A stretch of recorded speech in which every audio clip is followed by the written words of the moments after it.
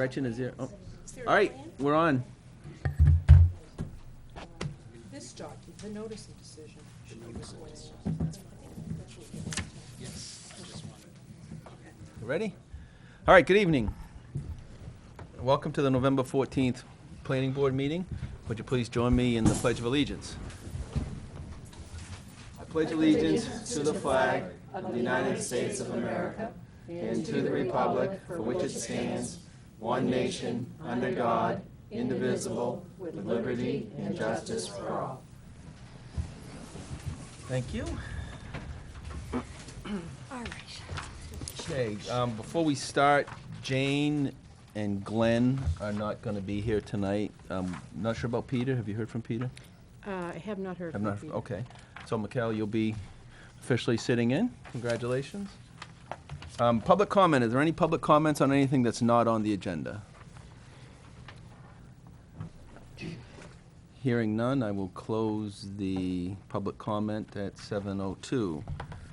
Next is review and approval of minutes from October 10th. Is there a motion? Make a motion to review, to approve the minutes of October 10th, 2017. Second. Motion's made and seconded. Any discussion, comments, revisions? Hearing none, all in favor say aye. Aye. Aye. All those opposed? The ayes have it. The motion passes unanimously. First item of regular business is the Hill at Moody Point Homeowners Association.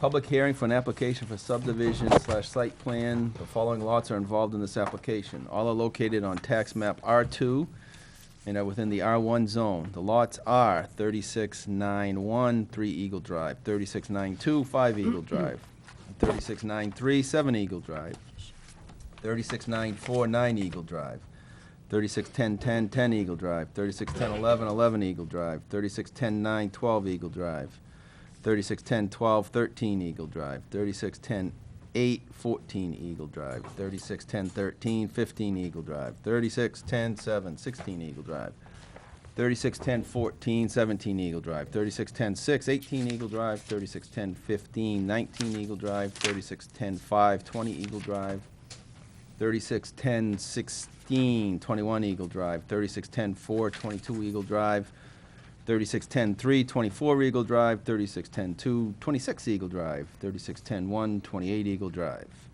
The purpose of this application is to reaffirm the lot lines as originally approved by the Newmarket Planning Board, excuse me, in 1991, Plan D 21471, affirm that the policy of requiring a final configuration plan does not apply to these lots, and reaffirms their prior votes that density, setback, and building location requirements continue to be vested as established under the alternative design subdivision approval for Moody Point. I see Mr. FX Bruton out there. Chair. Welcome, FX. I'll recuse myself. Okay. Diane, is the application, we should accept the application first. Is the application complete? Yes, the application is complete. Is there a motion to accept the application? I'll make a motion to accept the application. Is there a second? Second? Motion's made and seconded. Any discussion? All in favor say aye. Aye. All those opposed? Motion passes unanimously. So now we are on to the public hearing. Welcome, FX.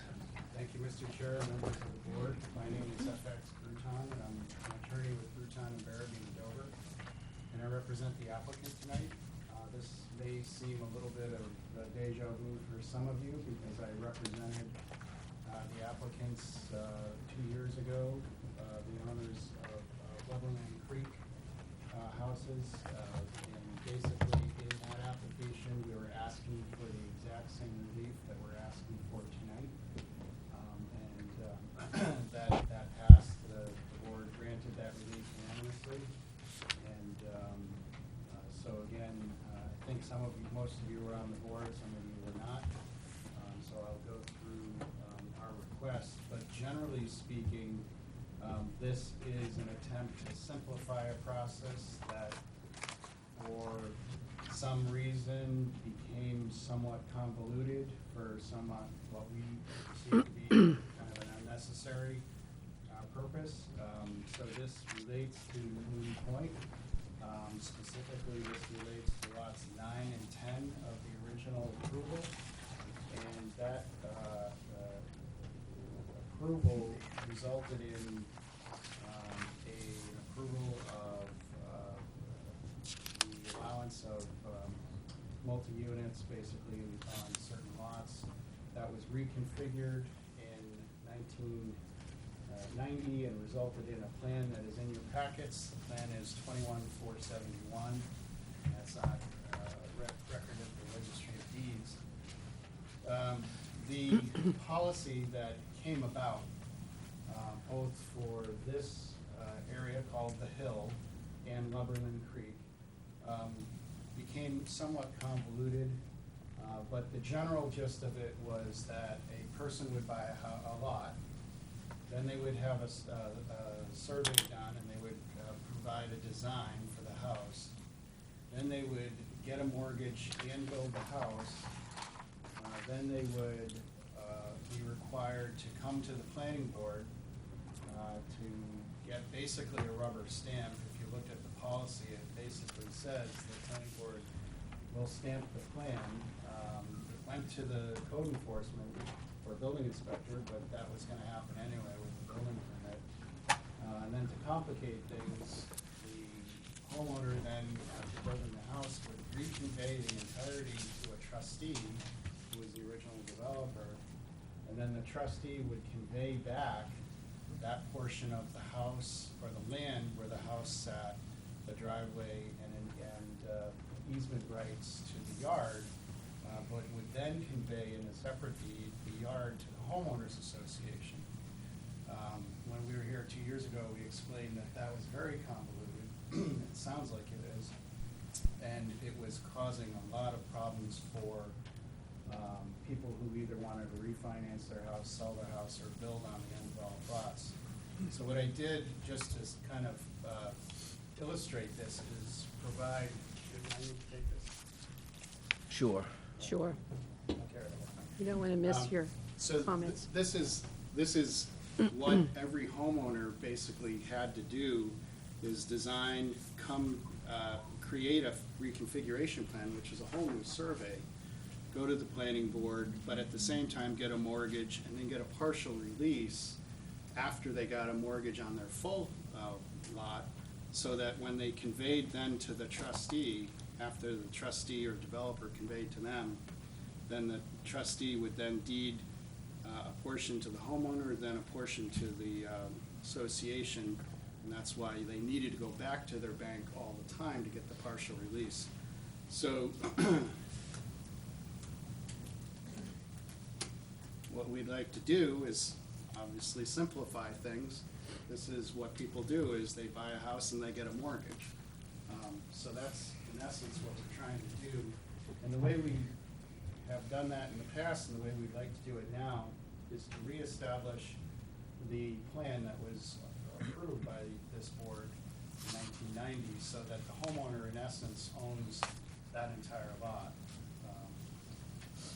as opposed to this policy, and basically extinguish the policy so that the process can work basically as it should have worked, and works in every other case, and now works well at Lumberland Creek.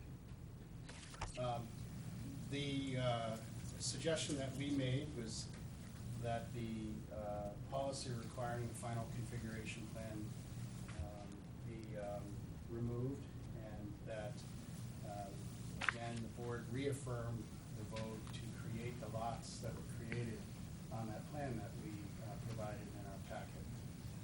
We also asked that the board reaffirm its prior votes that the density and zero lot line provisions that were approved then are still applicable going forward. There are, I believe, 4 undeveloped lots on the property. They would be built consistent with what is already out there. This would, again, serve to benefit those lots, but also the existing lots with houses, because people who are putting their houses on the market are having a very, very difficult time explaining what I just showed you to any banks, so they're not getting banks to underwrite those, or they're scaring away buyers. Well, buyers, when they have to go through this explanation, their eyes start to roll back in their head and they just leave. So they're losing the ability to convey their product. Thank you, FX. Does anybody have any questions? Rosie? Yeah, I had a question. The final configuration plan, that was done 20-odd years ago as part of the planning board approval, condition of approval. That was done why? Was it a request of the, was it done so that the buildings being built there would not have to adhere to setbacks, front and back and so forth and so on? Or was it just something that's done for condos as a general rule? I honestly don't know. Do you know FX? I have some, little bit of background. Oh, go ahead. Just that it was originally an alternative design subdivision, which means that the requirements for setbacks and lot size and density would be waived. And this was a precursor to what we now have as the Open Space Development Ordinance, which I know you're Okay. very familiar with. So basically, it provided the opportunity to get a waiver for those requirements. And it was something that was requested, I believe, by the applicant Yes. and his attorney, and it was something that the planning board at the time embraced, but they wanted to make sure that there was a clearly laid-out process whereby the plans would come back and there'd be some kind of review of the meets and bounds to make sure that it was consistent with the original plan that the planning board approved.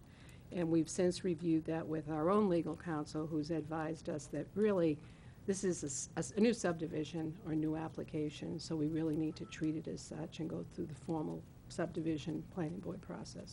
So that's why we're here, and that gives you sort of an idea of the background.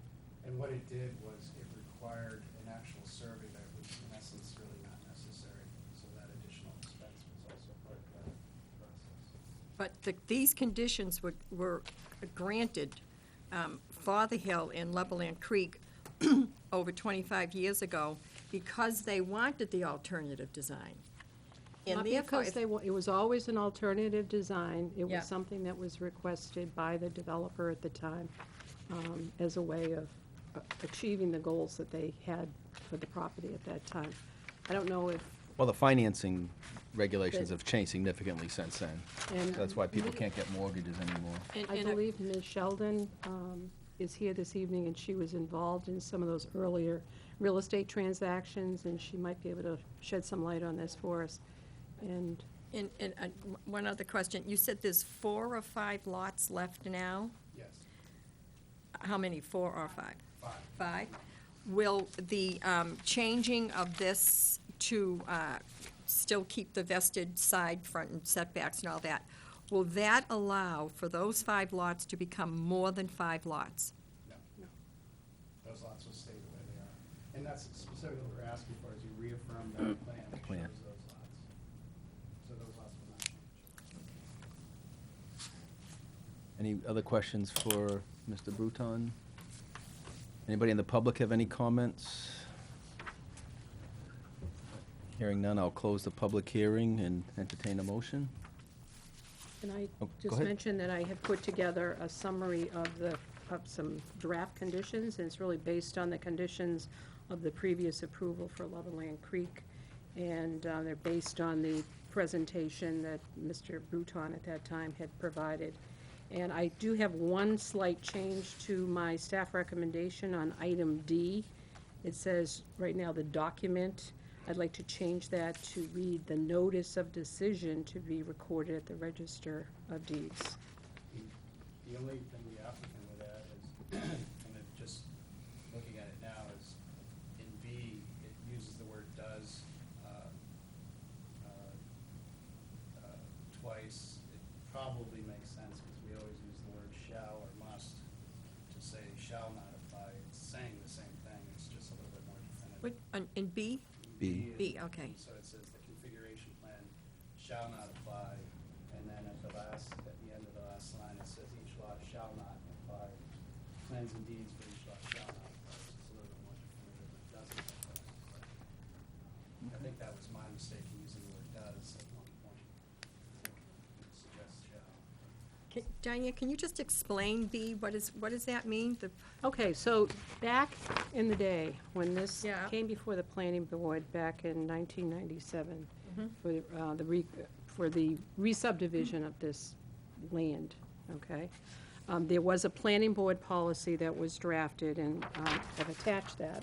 Yeah. And basically, it was a streamlined process for these applications, so that it wouldn't be an unwieldy process where you'd have to come back for each and every application and have a formal public hearing notification of abutters. I did have legal counsel review this, and really, it's not something, it was his opinion that what we are effectively doing is a merger / re-subdivision of the plan, and that the planning board chairman can't, take full authority for that. It has to go to the full board and go through some kind of a process.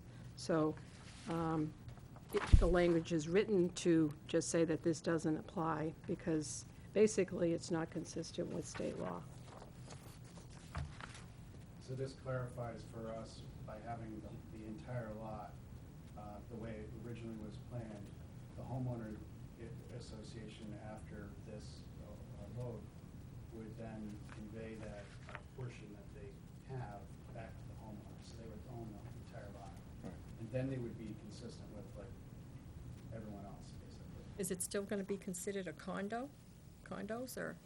It's No. They're not condos. It will be considered It's a weird setup. single-family home. Yeah, I know, that's why I'm asking all these Yeah. questions. Yeah, it's Yeah. not. This cleans up a mess. That's my opinion. This cleans up a mess.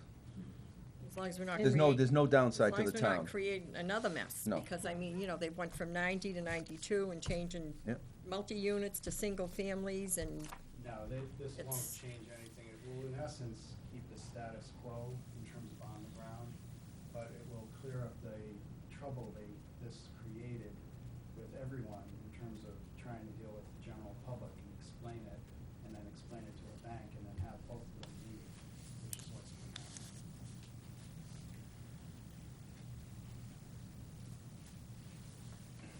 Any other questions? Comments? Is there a motion? Sure, I'll make the motion to approve. Do you want me to reread the whole thing? No. Okay. Because there's a lot written there. Okay, I'll make a motion to approve. And As- as submitted? We included the, As per the staff recommendation? Yes. With the changes? with the changes for A, B, C, D, yep. Is there a second? Second. Any discussion? Hearing none, all in favor, say aye. Aye. Aye. All those opposed? hey, Motion passes 4-1 with Roseanne Quox objecting. Thank you very much for your time. Thank you, FX. Thank you all for your time.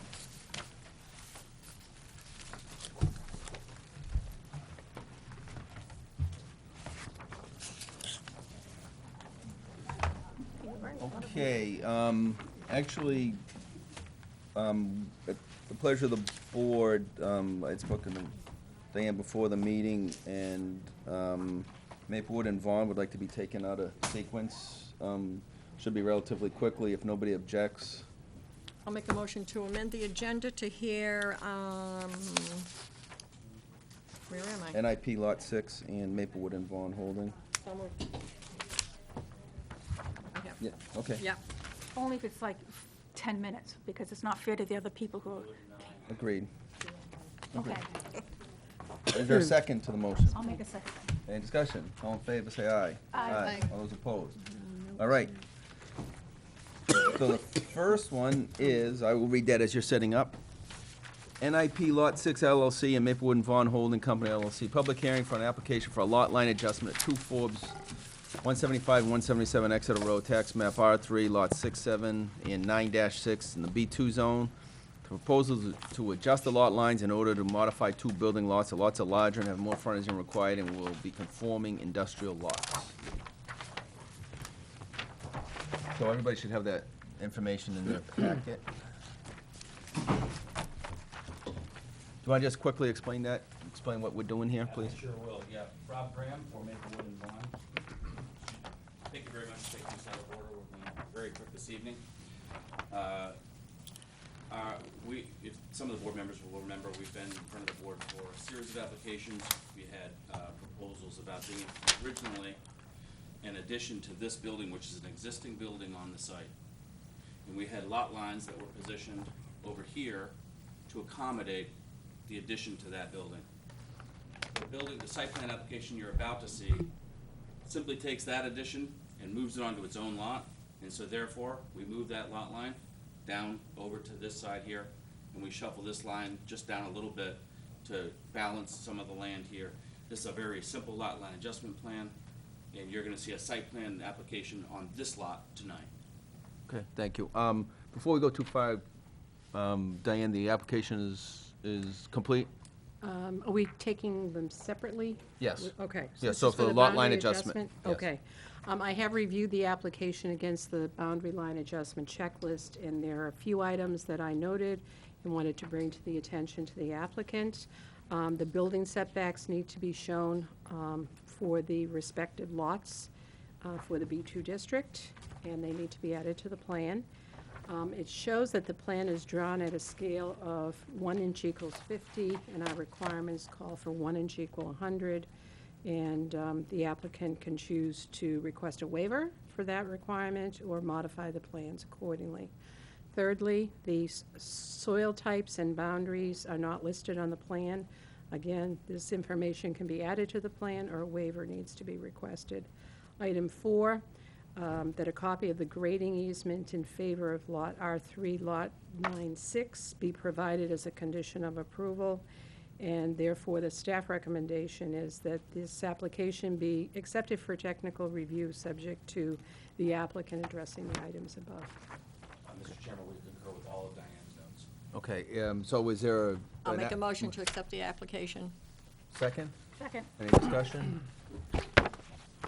Hearing none, all in favor of accepting the application signify by Aye. saying aye. Aye. Motion passes unanimously, 6-0. So, Mr. Chairman, we ask for no further action on that application this evening. We'd like to discuss the sale. great, thank you. We will move that on. The second application is Maplewood and Vaughn Holding LLC, public hearing for an application for site plan review at 177 Exeter Road. Do you need a motion to continue that? Yeah, we do. Review and to close, do we close the public hearing? Or on this one? Yeah, actually, we need a motion to continue the first one to our next meeting. Right, which is December 14th?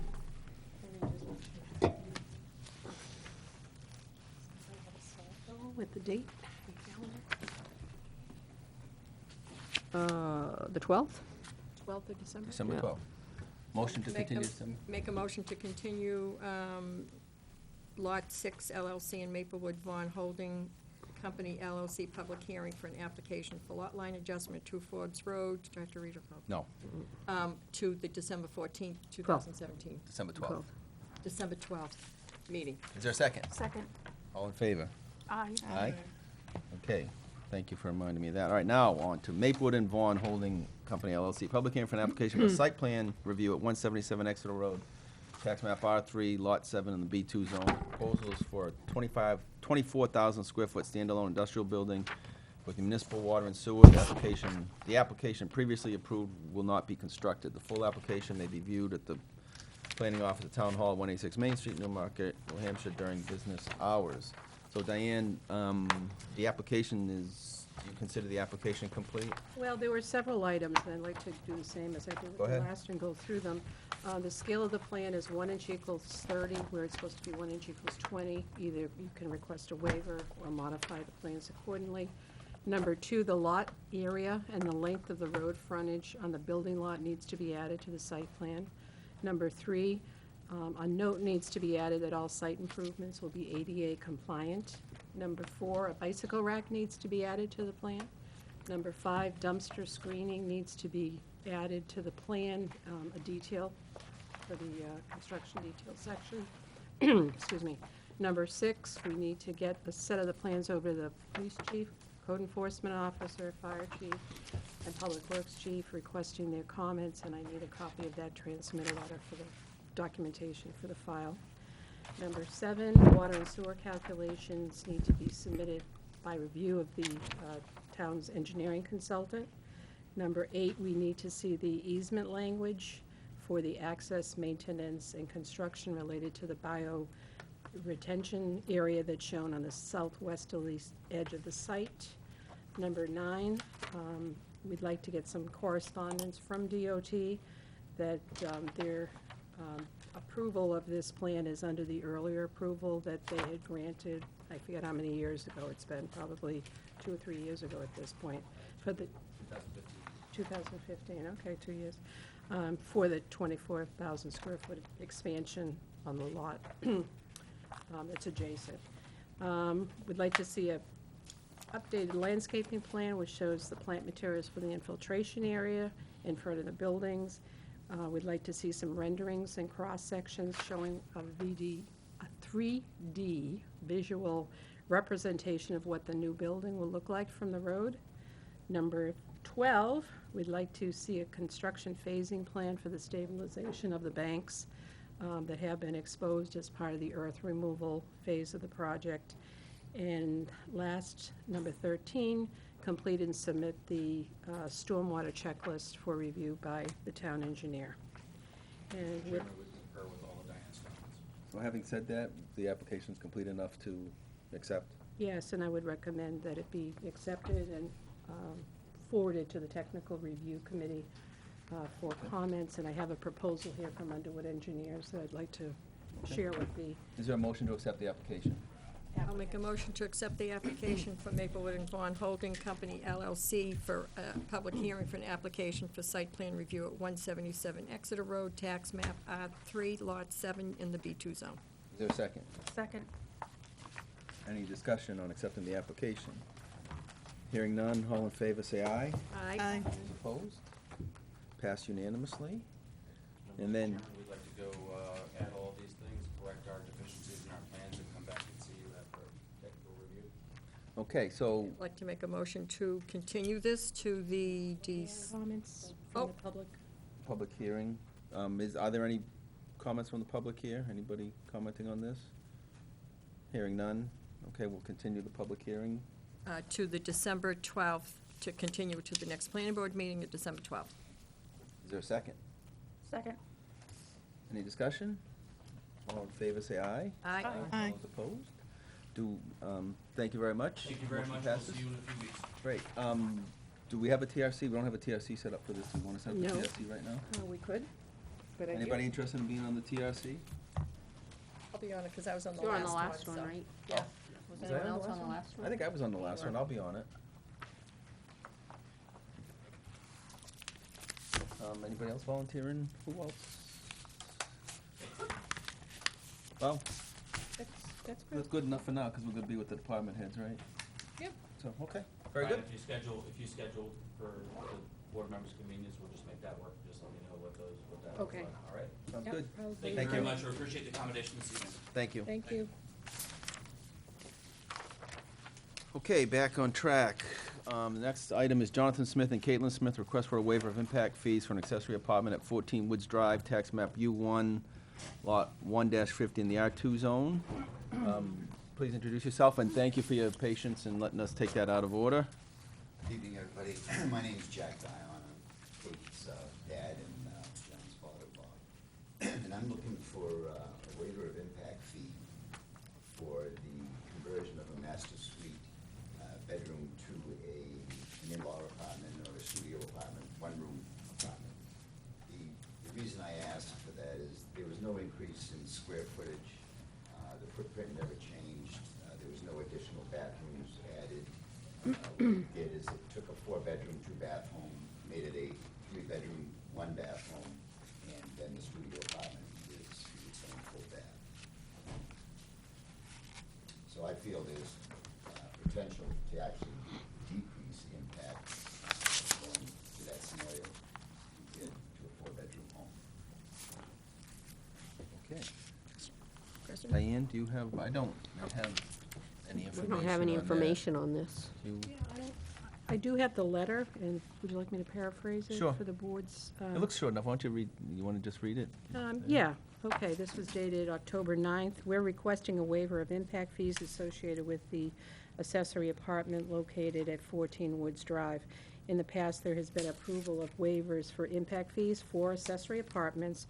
The following is an example of a similar request that was approved in April 2014.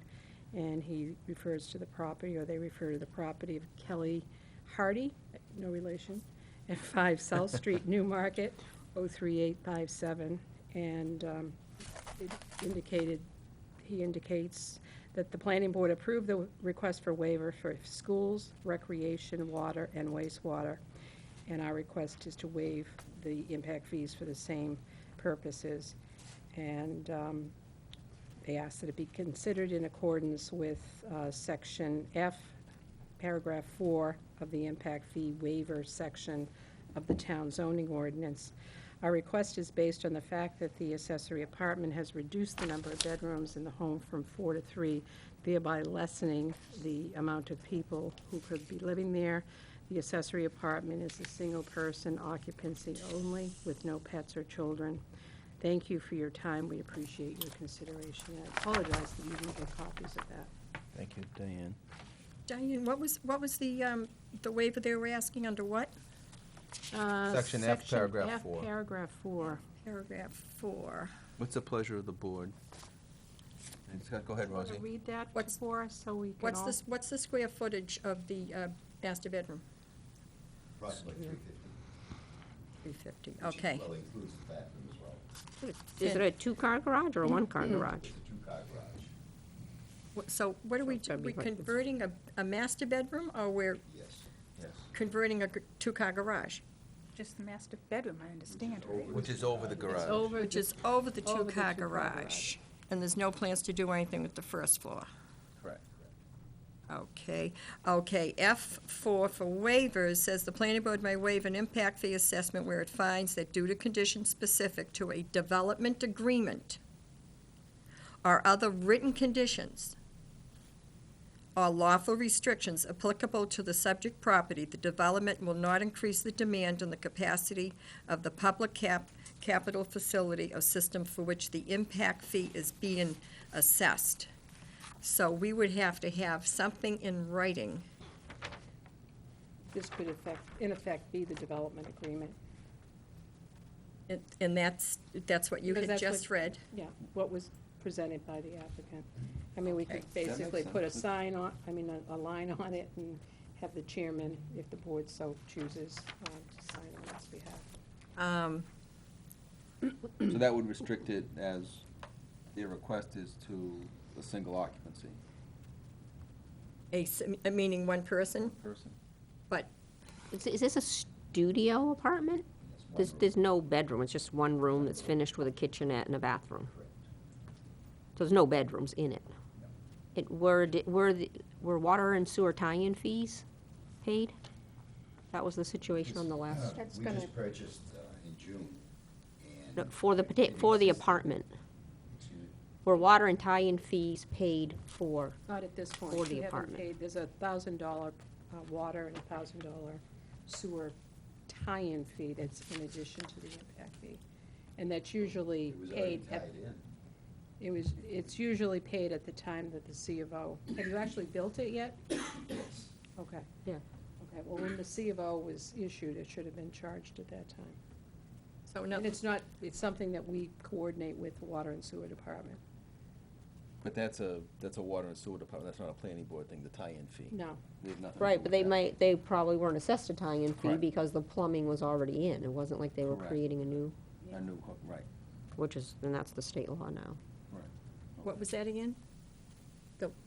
Well, because the plumbing was already in, it wasn't like they were, in the last application we heard, they were actually installing new connections. So new meters, and then therefore they paid the tie-in fees. In this particular case, they're not being assessed any tie-in fees because they're not creating a new service. They're using the service that's off the existing house. So the plumbing in the studio apartment is connected to the house plumbing. So there is no new tie-in. Right. But under accessory apartments, So we have the right, it would be difficult to waive the water and sewer impact fee under our ordinance. yes, under it says adequate water supply and sewage disposal shall be provided if town water and sewer services a site, tie-in fees shall be paid. So they have to pay the tie-in fees for the accessory apartment, because that's under the newly amended as of March 1st, 2017, that is under B6. So they have to pay the tie-in fees for an accessory apartment.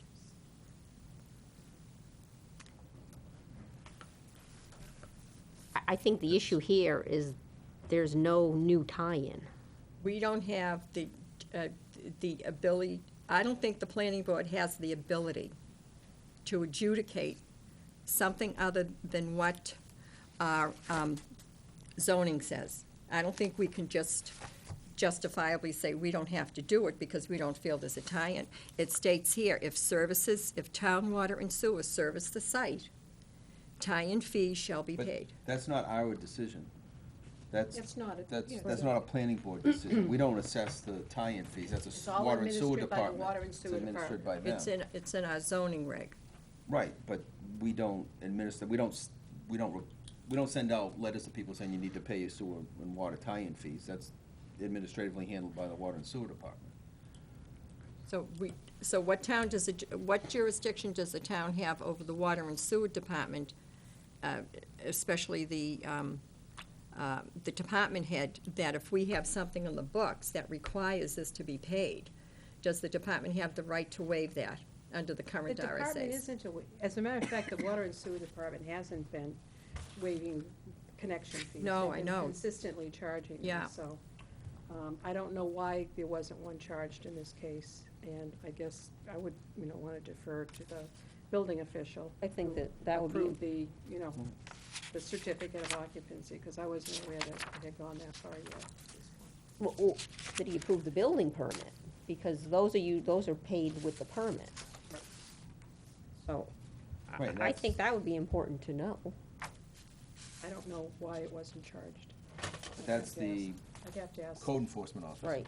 Right. Well, and I'm only saying that because they're reciting our last case, that we waived the water and sewer impact fee, but we chose to waive it based upon the fact that they had paid tie-in fees.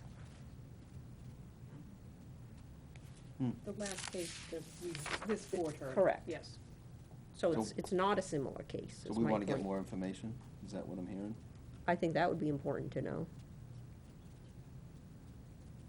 What because the- they're asking what's- for a waiver of. Right. What's the rest of the board think? Yeah, but no need to. Yeah. Does everybody want more information? You want to find out from the code enforcement officer whether they've enforced them or gonna charge I them? would like to also talk to the water and sewer superintendent to find out what his take is on it. If it requires a tie-in fee or not. Okay. I mean, that's his purview, it's not ours.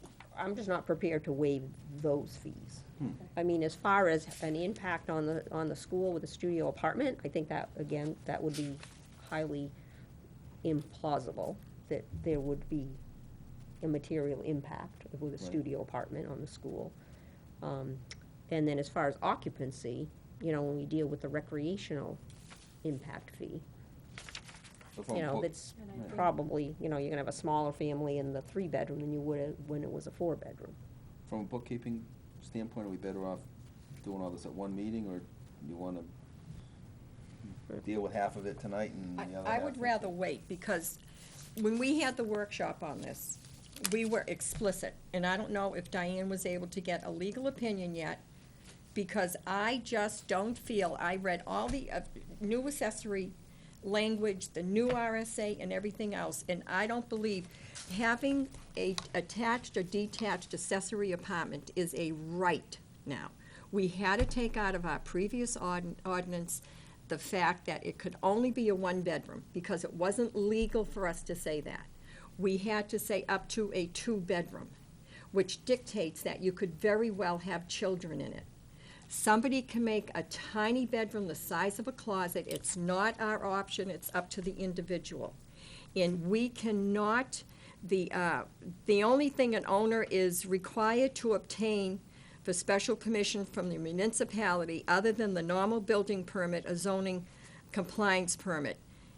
You just cannot say, we're gonna waive this because you said there'll be no children. We don't have, from what I read and reread in our discussion at that workshop, I said to all of you, we will not be able to give any more waivers, and you all agreed. And we cannot, our taxes just went up $1.29. We have the school before us. It's gonna go up next year. We cannot keep giving waivers. The town can't afford it.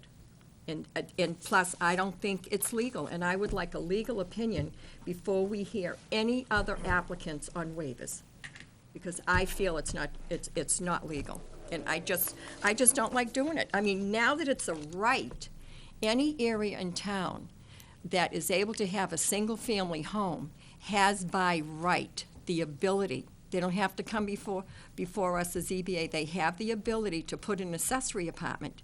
You're open a can of worms here by giving everybody these waivers, which I feel we are not legally able to do and should not do for the health of the town. And I'm adamant about it, and I would rather wait and get a legal opinion. And I disagree with you, but that's maybe why we need a legal Well, opinion. I Because I guess- think the impact fees are illegal that we're charging, so. Well, Until we committee- decide what to do, it's in our master plan, and we have an ordinance on it. So if you feel they're illegal, get a workshop going and change it. But until then, we Well, we're have to supposed to abide update by it. what's, I believe we have the ability to waive it, but we Yeah. need to do something. So, Because- am I hearing we want to continue this to the next meeting anyways? and And try to get some information and get a between now legal and then? opinion. We want to find out about the water and sewer Connection. connection Correct. fees, right? I make a motion that we continue this applicant to the December 12th, 2017 meeting, and then the interim get a legal opinion on our ability to give out waivers on So impact fees. I think you're asking if the planning board has the right to waive impact fees. Because your position has always been the planning board doesn't have a right to waive them. Within our ordinance, I read it that we have the right to waive them, as long as the applicant shows good cause for why they should be waived. No, under the impact fees, the only way that we can waive impact fees is if you may waive impact fee assessment for a particular capital facility, or when it's for households in any person, full or partial waiver, public school capital facility impact fees.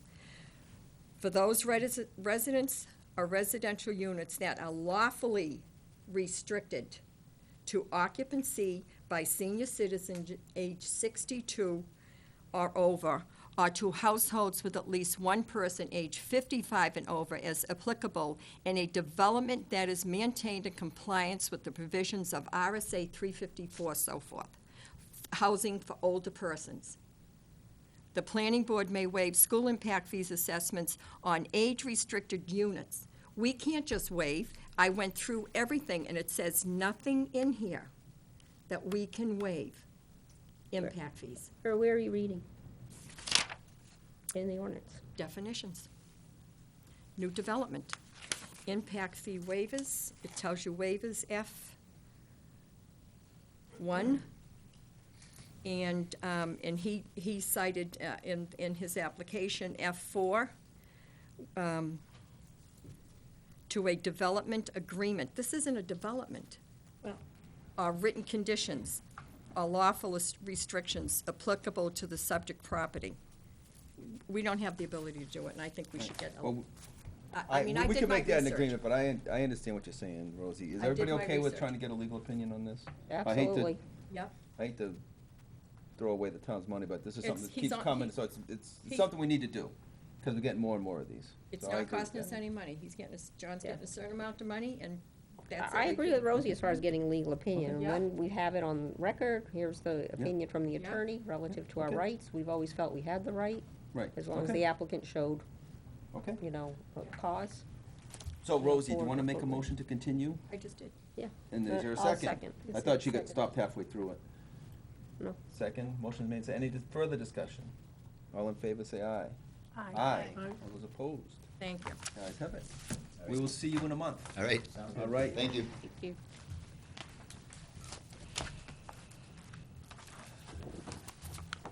All righty. Next on the agenda is the Newmarket School District. Public hearing for an application for site plan at 239 South Main Street, tax map U4 lot 50. Oh, I'm sorry. Oh, geez, I got all excited about the school. I'm sorry. Yeah, all right. Next on the agenda is Eric DeWitt. Public hearing for an application for design review at 81 Exeter Road, tax map U3, lot 137, the B1 zone. The proposal is to remove the existing two houses, garage and shed, and replace them with a single two-story building. The second floor would be 8 studio-style apartments. The first floor would be commercial space to allow for 2 businesses. Great. Sorry about that, but welcome.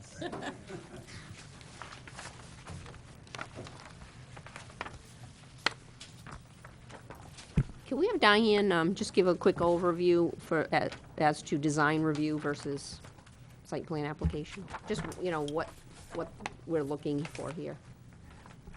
The design review Just this Option phase as opposed is to, an opportunity for an applicant to come in with building plans and get some feedback from the planning board on the proposal prior to a formal submission. The comments are non-binding, but it does provide an opportunity to discuss the issues openly and freely, in hopes that the applicant would come back with a plan that was a little more responsive, and so that everyone going forward knows what the expectations are. So it's not is something that does require notification of abutters at a public hearing, but it does not require a formal motion on the part of the board. Okay, thank you. thank you. Hello, go ahead. Great, yep.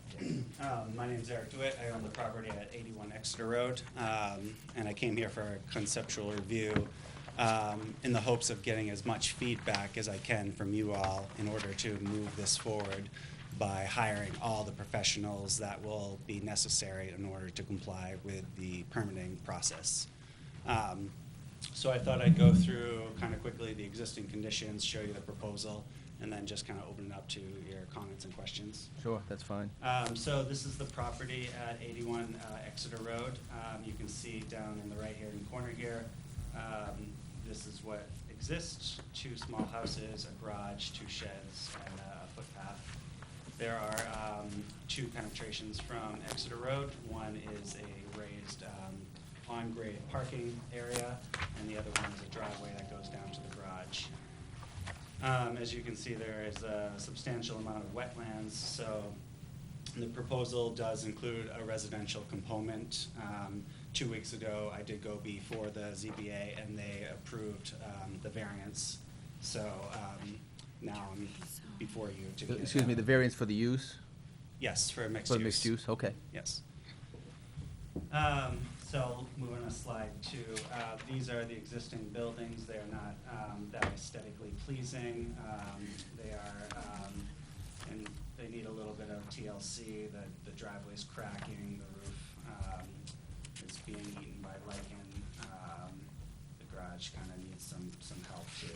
So in terms of the arrival experience into the town of Newmarket, it's not ideal. It could be much better. So this is what I submitted, and I think you all have seen, which is the site plan proposal, which is to remove in this lower left quadrant the existing buildings, get rid of the parking spaces that are off of Exeter Road, and make a single driveway.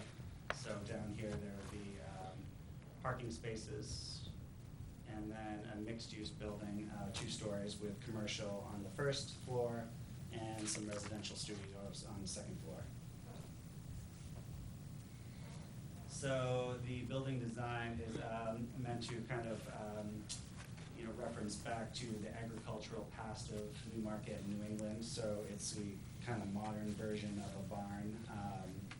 You can see on the first floor, there's enough room for 2 small businesses, and then the second floor has units.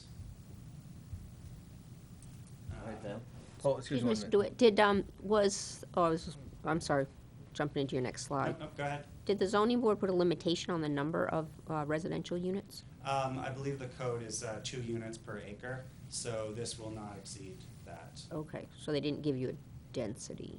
No, there is a chart Yes. Okay. that says in the B1 zone, you're allowed that many units per acre. Does that depend on buildable land, though? Because a lot of that's wetter. No? No, just... Just per acre. Density, so many units per acre.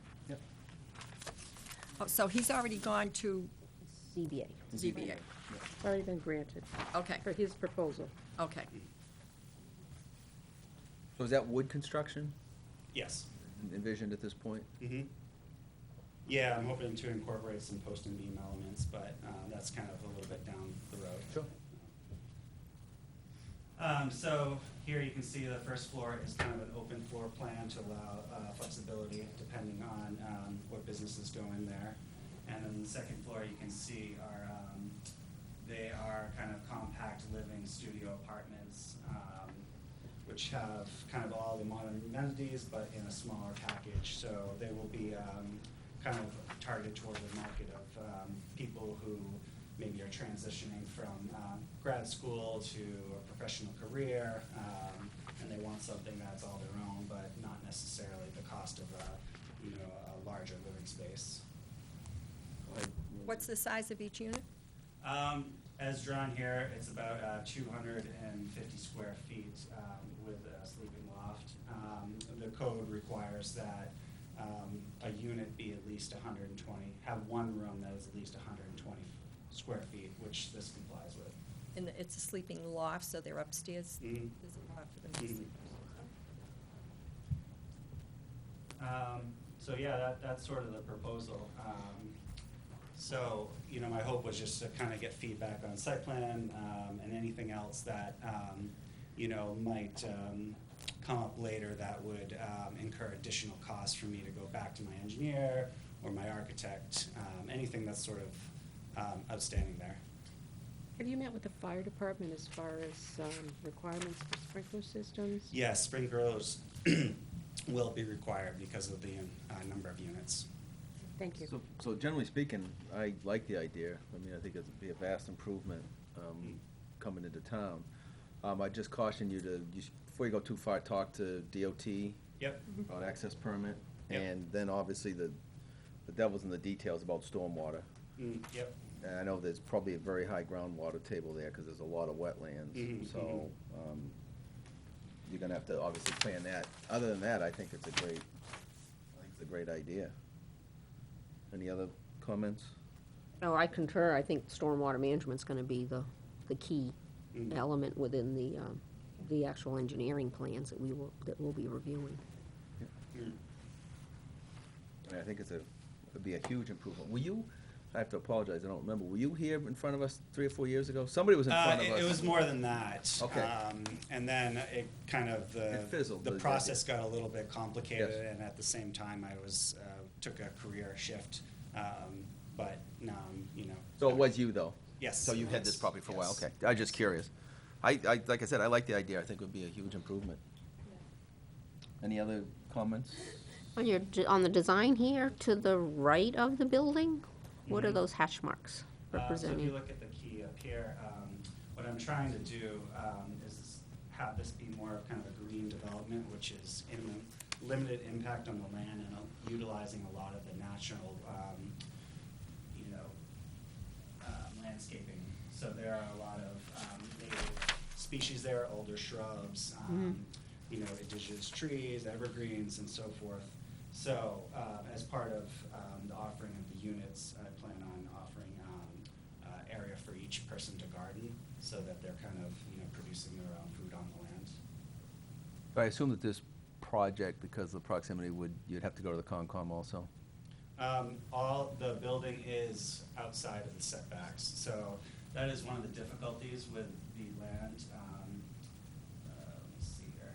So you can see when you apply the setbacks Oh, from the right. wetland, Right. you're only left with a little sliver. But the placement of the building is, right here, it is outside of the setback. So you won't be asking for any waivers Well, to the I mean, wetlands, or? The parking is Within the setback. inside the setbacks, but I don't think that's a ZBA thing, I think that's a planning board thing. So just they're inside the wetlands, the wetland buffer setbacks? Yes. Right. Okay. So again, in my opinion, that comes down to stormwater. You just need to manage the stormwater properly. Right. I mean, everybody who lives in town knows that's a very tight It's a site. difficult site, Uh-huh. But very difficult. again, this would be a heck of a lot better than what's there now. So, I saw someone with the pickup truck last year, like moving in to the little house, and I said, there's more room in the truck than there is in the house. And then I said, well, he's in vogue now, because it's all those tiny houses things that you can I'll see. tell you, that place is very popular. Yeah. Yeah. Awesome. Any other comments? I think there's no major objections. I look forward to seeing your Great. full Great, design well, package. I'll work with Diane to moving this forward and complying with, the application. Great, great. Great, thank you. And sorry for forgetting about you. Yes, sorry, Eric. You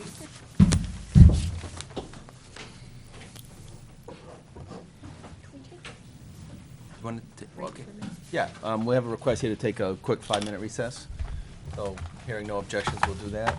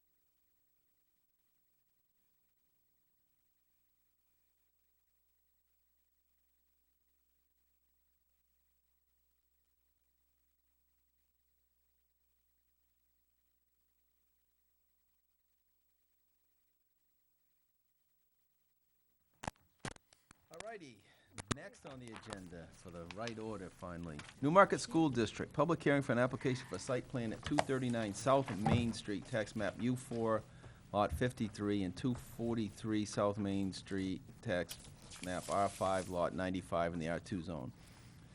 Proposal includes the reconstruction of the Newmarket Elementary School, excuse me, which includes expansions to the building and associated site improvements, including stormwater management, utilities, and site lighting. The full plans are available to view at the Newmarket Planning Office, 186 Main Street, Newmarket, New Hampshire, during business hours. Welcome, school members. Do you want to just do the elementary? First, we'll just do them separate, okay? Perfect. And for the record, I'm on the facilities committee, but there's no need for me to recuse myself, so. Meredith, welcome. So Meredith Nadeau, Superintendent of Schools, and we are continuing to work through the process as a result of the voter approval last year with our architect and civil engineering team. We are about 50% of the way through the drawing process, and things continue to evolve on a daily basis. We have begun the permitting process, so DOT permitting has been submitted, sewer permitting, DES permitting, all of those are in process, and we are here to just give you an update on where things stand with the plan and review the site plan. So with me are Ingrid Nichols from Banwell Architects and Ken Mavrogeorge from Ty & Bond, our civil engineering firm. Also here are Brad Mosqueda from Ty & Bond, who's been involved in this project for some time and with this site over the years. And Greg Marles, our facilities director, is here, as is Al Zink, who's here representing the school board and also a member of the building committee. So Great, I'm thank going you. to turn it over to them. All right. Thank you, Meredith. So just a general overview, have you seen the plans before? You have, okay. So just a quick general overview, this is the elementary school, this is Durrell Oh, Drive. yes, excuse me. Would you grab the microphone with you? I'm sorry. The public can't hear. You want me to take this? There we go. Can you hear me now? More for the Oh, audience. It's for okay, TV. gotcha. So the existing building is this lighter orange color here. So we have two additions off the back side of the school. So this is the current entry drive to the school. So all of the paved surfaces will be redone. We know you have several major issues with the pavement there and water and ledge. So all of the paved surfaces will be done. One of the main goals is to make this site a lot safer for bus and parent drop-off. So one of the things that we're doing with the purchase of this additional property here to the east is doing a separate bus loop. So the buses would come in here, it would be one way. They would drop the kids off on this back side. This is a gymnasium and a kitchen addition with some bathrooms for the gymnasium. So this would be the bus drop-off, and then the buses would exit this way.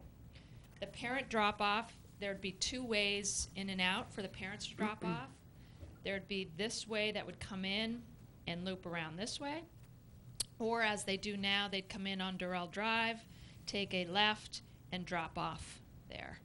The addition on this side was for, I think it's 5th grade classrooms, as well as some ancillary special ed spaces.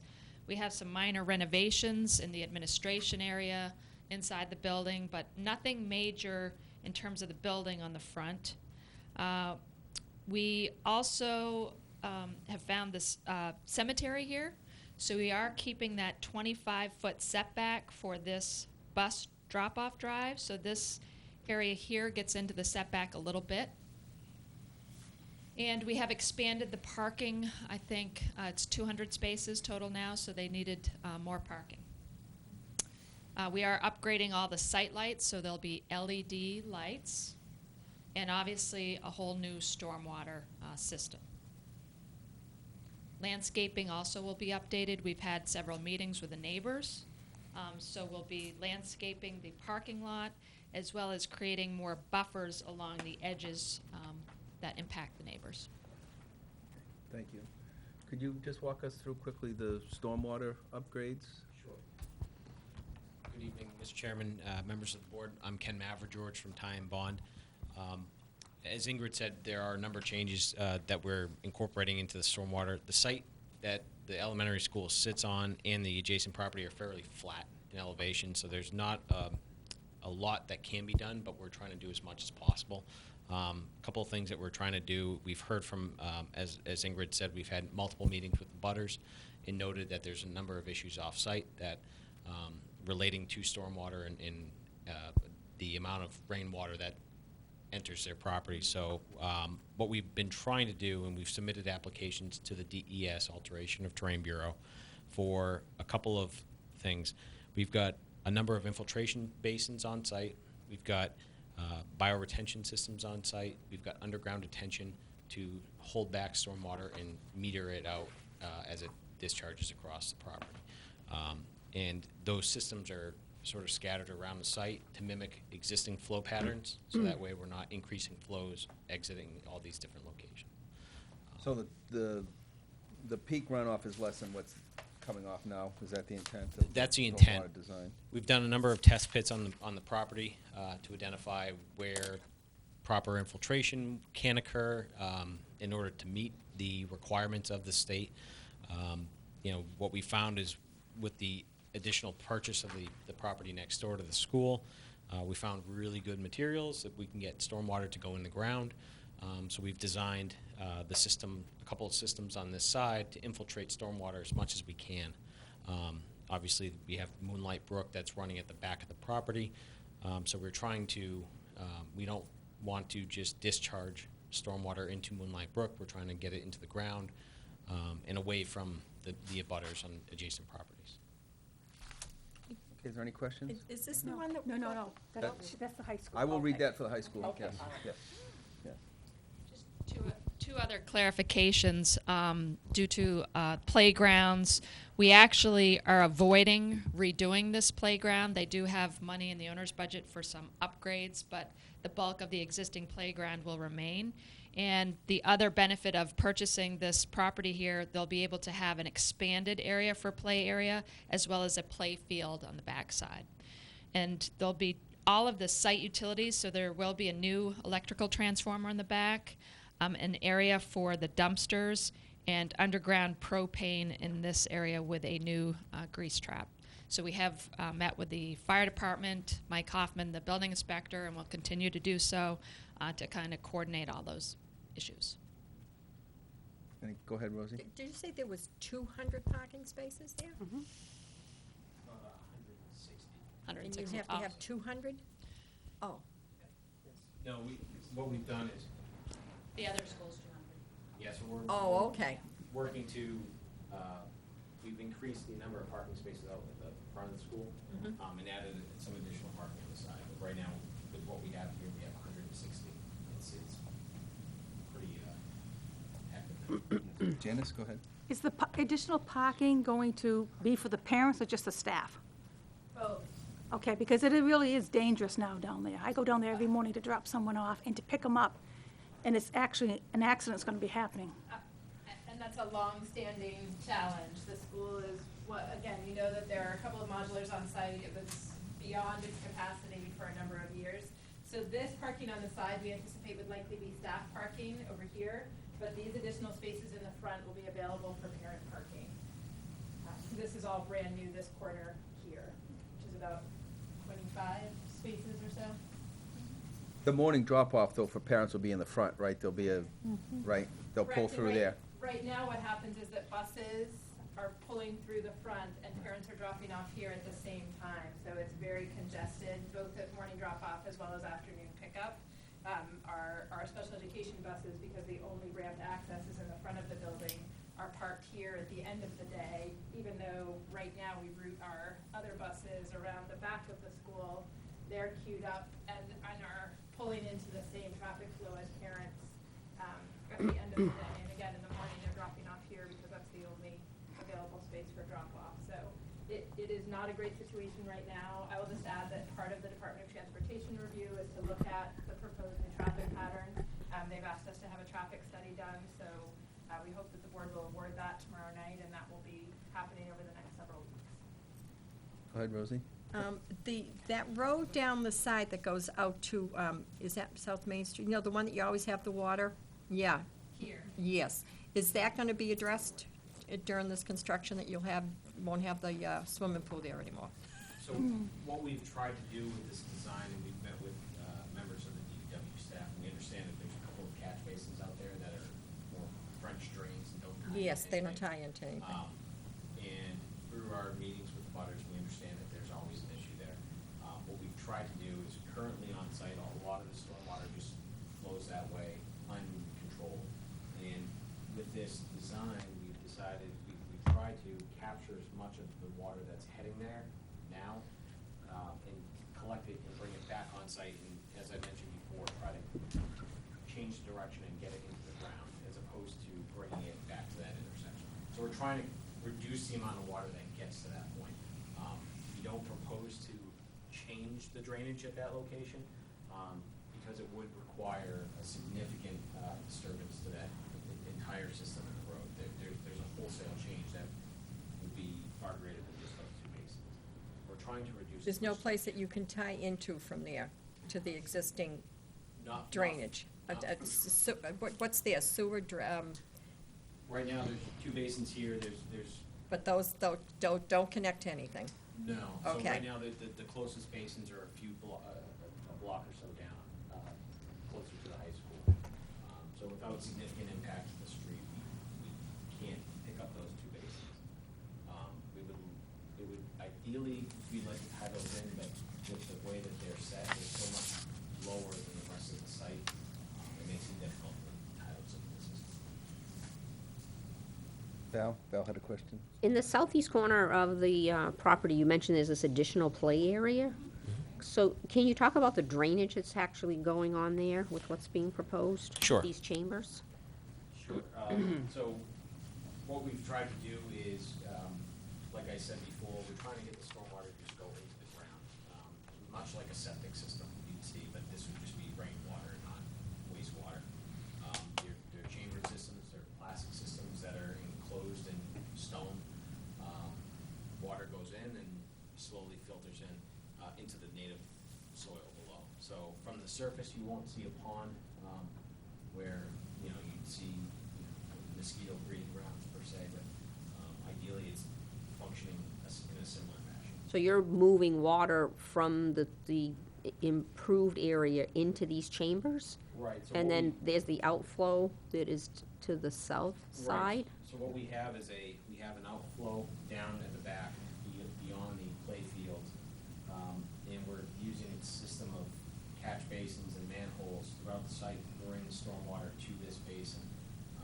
Again, we did test bits, we found really, really good soils out here that can infiltrate stormwater at a pretty good rate, and that allows us to pull stormwater away from the neighbors who have experienced significant impacts from stormwater in the past. So on this outflow, do you foresee any actual drainage going off the property in that direction to abutters properties?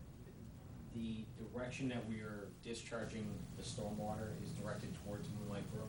Okay. Instead of neighbors' properties. We're trying to, because we're getting the stormwater and putting it back into the ground, we're really focusing on the higher storms, meaning the 10, the 25, the 50-year storms, the storms that happen less frequently. And those are the storms you would most likely see water running out of the pipe and into the brook, versus the 2-year, the 1-year storm frequencies that are much more common.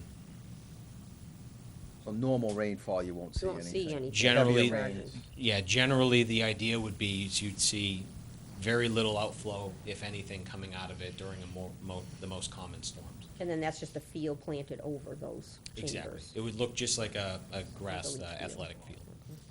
Oh, so there's gonna be like a pond underneath it? Yes, it's gonna A be catch chambers basin? underneath. Chambers. That's what they were thinking of doing, next to Rite Aid for Joyce's Kitchen, remember?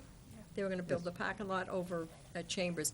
A question, when you do have a significant storm, what is the increase in sheet flow to Moonlight Break? In the 10, and the 50-year storm, we are reducing the peak flow as required by the DES permits. And the DES does not require anything above the 50-year storm be reduced, just that it can be handled. So that's really what this design is being held to, what standard we're designing to. So it's reducing the sheet flow? Okay. It's reducing the flow collected from the property, the runoff going to the brook in the most common storms, the 2 up to the 50. Any other questions? So yeah, I I did- failed to mention, I failed to mention at the beginning that because they're the school, the RSA, voting on anything. We can give non-binding recommendations, but they're not coming here for approval. They're coming here for information purposes. And they have been meeting with the abutters and everything, so I think there's some abutters here who are gonna wanna speak, but that's the process. So, but if you have any comments, we wanna hear them, because now's the time to get them out. I'm sorry, Gretchen, go ahead. That's all right.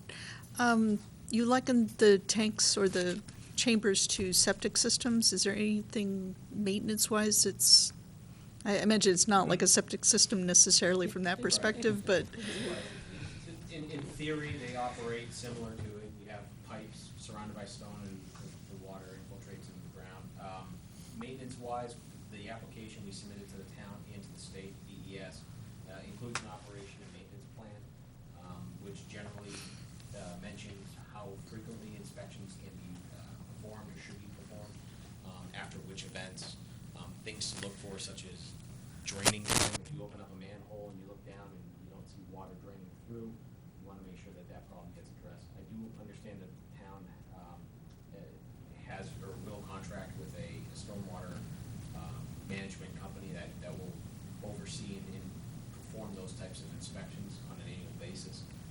And if there are issues, they would make recommendations to be addressed. okay. And those will be required by the state AOT permit. Generally, yes.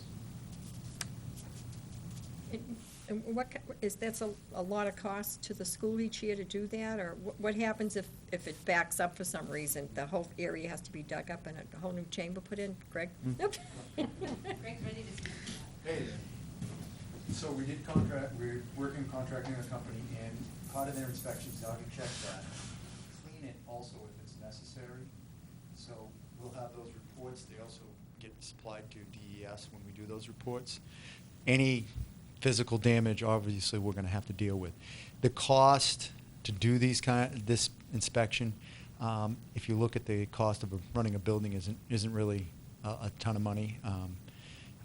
The quote I have right now to do both the high school and the elementary school is under $5,000 a year to do all the inspections and cleanings. So that would ultimately be in the school's operating budget? Correct. And it has been submitted in the school's operating budget going forward at this point. So they would deal with catch basins and all of that.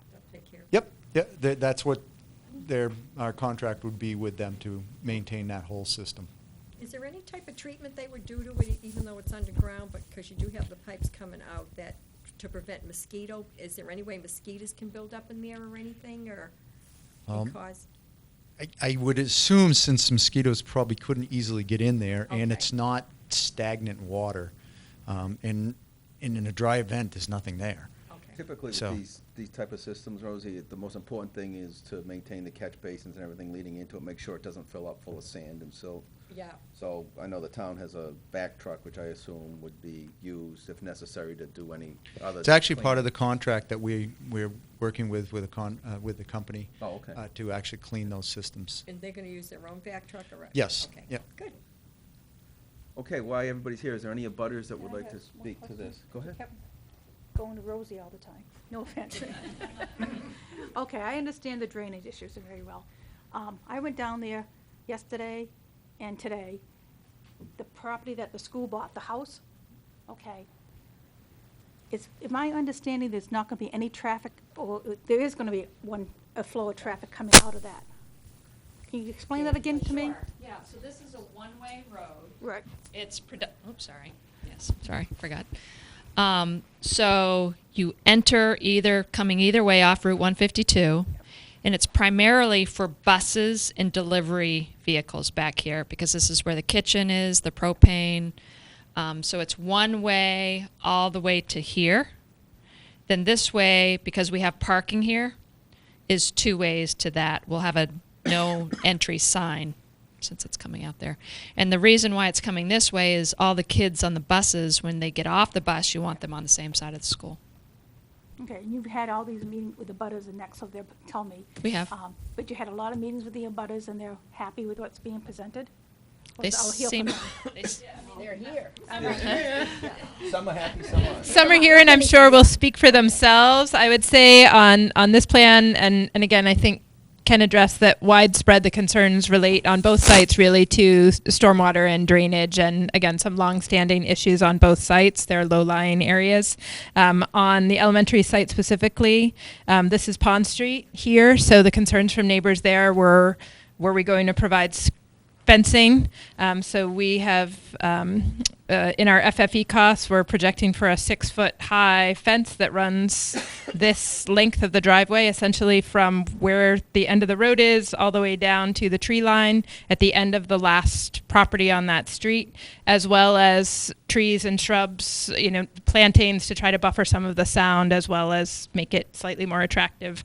And this road is essentially in the center of the property. So if you're looking at the McGrath property right now, it's basically dead on where that center chimney is in the middle of that house. So it's really centered on the property. And yeah, I think it's roughly, I think we figured 42 feet essentially from one side to the other.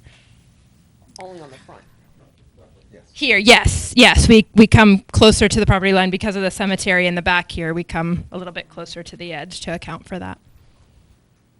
Okay, thank you. Thank you. Any other questions, comments?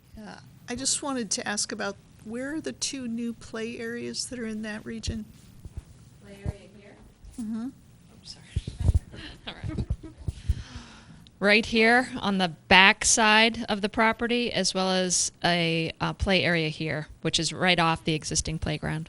Okay, so you have kids crossing that road to get to that area? Just right here to get to this area, yeah. Okay, so that's been thought through, like, safety, right?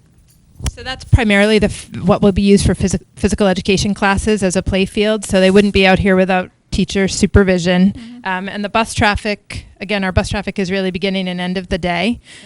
So we're not anticipating buses pulling through the playground during those peak times. This area already, one of our challenges is we don't have really any field space. We've got a very tight playground. It ends here. So the ability to have some extra space for students is a real plus for us. But yes, we're presuming that this space is largely going to be used during PE class with the teacher leading those students back and forth.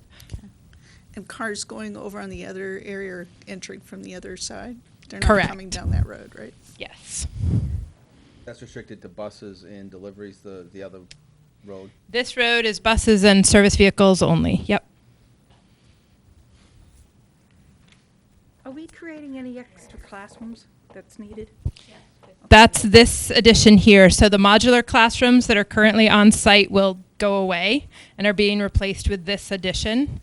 And then the full-size gymnasium is going on the back here and allowing us to right-size our cafeteria and our office and again, some of our intervention and special education spaces. Nursing as well, yes. I know she was in dire need of space. Thank you. Thank you. Any abutters comments? Come on up and introduce yourself if you would like to speak.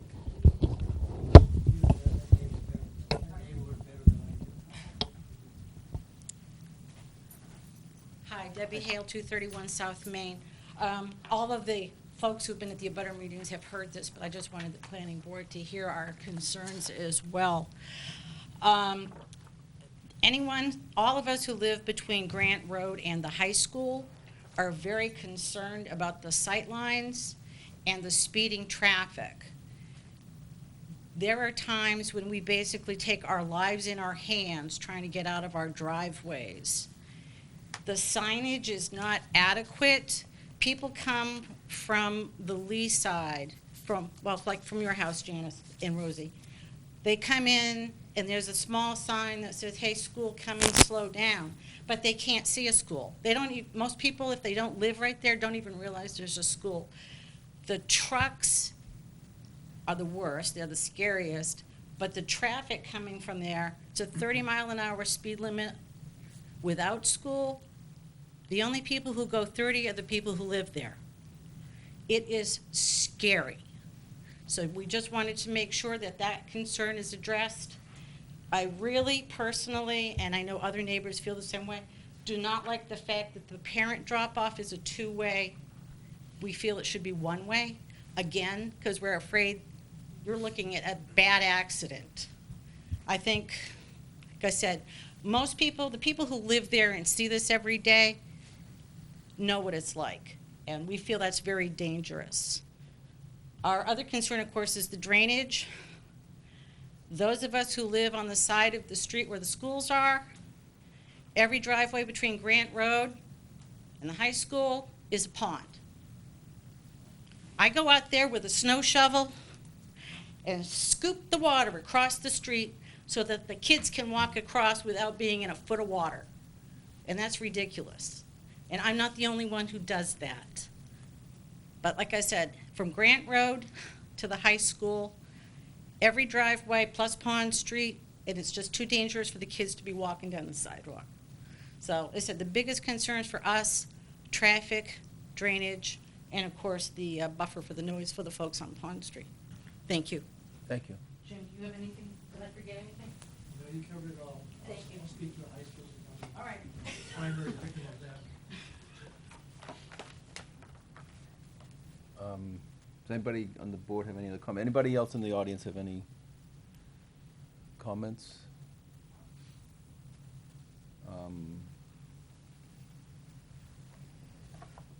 I mean, I will make it a point to talk to Rick Malasky about the drainage issues that are out there. I mean, I know there's existing issues out there. I don't think this is gonna make it any worse, but there's certainly issues, so I'll make it a point to talk to Rick. Well, are there aspects of this that can make it somewhat better? I think they are with reducing the stormwater going there. But along the sidewalk end, I don't think it's gonna remedy that at all, because he said it runs lower and you can't tie in anywhere. Well, there's less going there, though, so it's gonna be less water going there, so ultimately it will be better. It doesn't make the problem go away completely. Yeah. You know, but I mean, things like people speeding there now, I mean, I live out on Ash Swamp Road, and I know, you go down in the morning, people speed.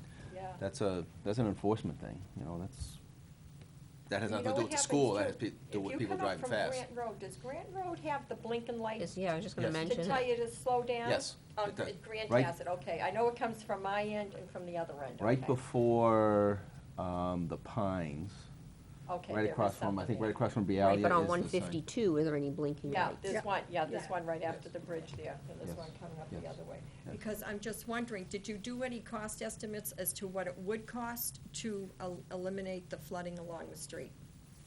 Did you do any engineering or cost estimates as to what that would cost? We haven't looked at that as part of the design.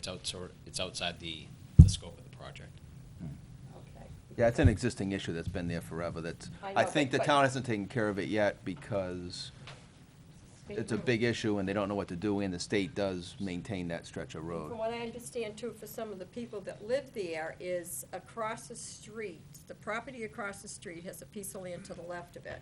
Yep. And there's drainage running through it that they don't want anyone to go in and clear it out in some of the homes there, Dale and Gail have flooding there because of that. And it runs under Yeah, right at the corner of South Grant Main Road. Street, It does. right there. It does. And that, I mean, should be something that should be Yep. addressed. Runs to this side of the road. Yeah, runs Yes. from across the street to the side of the school. Yes. Yeah, because, I mean, I know there was some talk about the interest rate on the school bond was less, so you're saving some money. So if there's extra money, fix the drain. Hey, that just makes our I would just taxes say go that up money more. just means less is being appropriated by tax dollars, but, Oh, they're gonna spend it anyway, let me tell you. It's gonna spend. what I would say is that we've heard that, and, you know, what the abutter shared tonight is the long-standing discussion. I, too, have spoken with Rick Malasky. We're going to use the opportunity to provide the feedback to the Department of Transportation, who, again, maintains that stretch of road through this Yeah. permitting process, as we'll be engaged in dialogue with them. It is beyond our property line to control all of that. Yeah. We are, you know, I think we've engineered to try to improve the process, to your point, but it is, we know, a significant issue and a significant concern, and we're hoping that our improvements make it a better situation, Yeah. but it won't eliminate. Because I know Deb and the issues. and Dale that lives in the corner there, she's got a problem because when they repaved right down and it just pools in front of her property.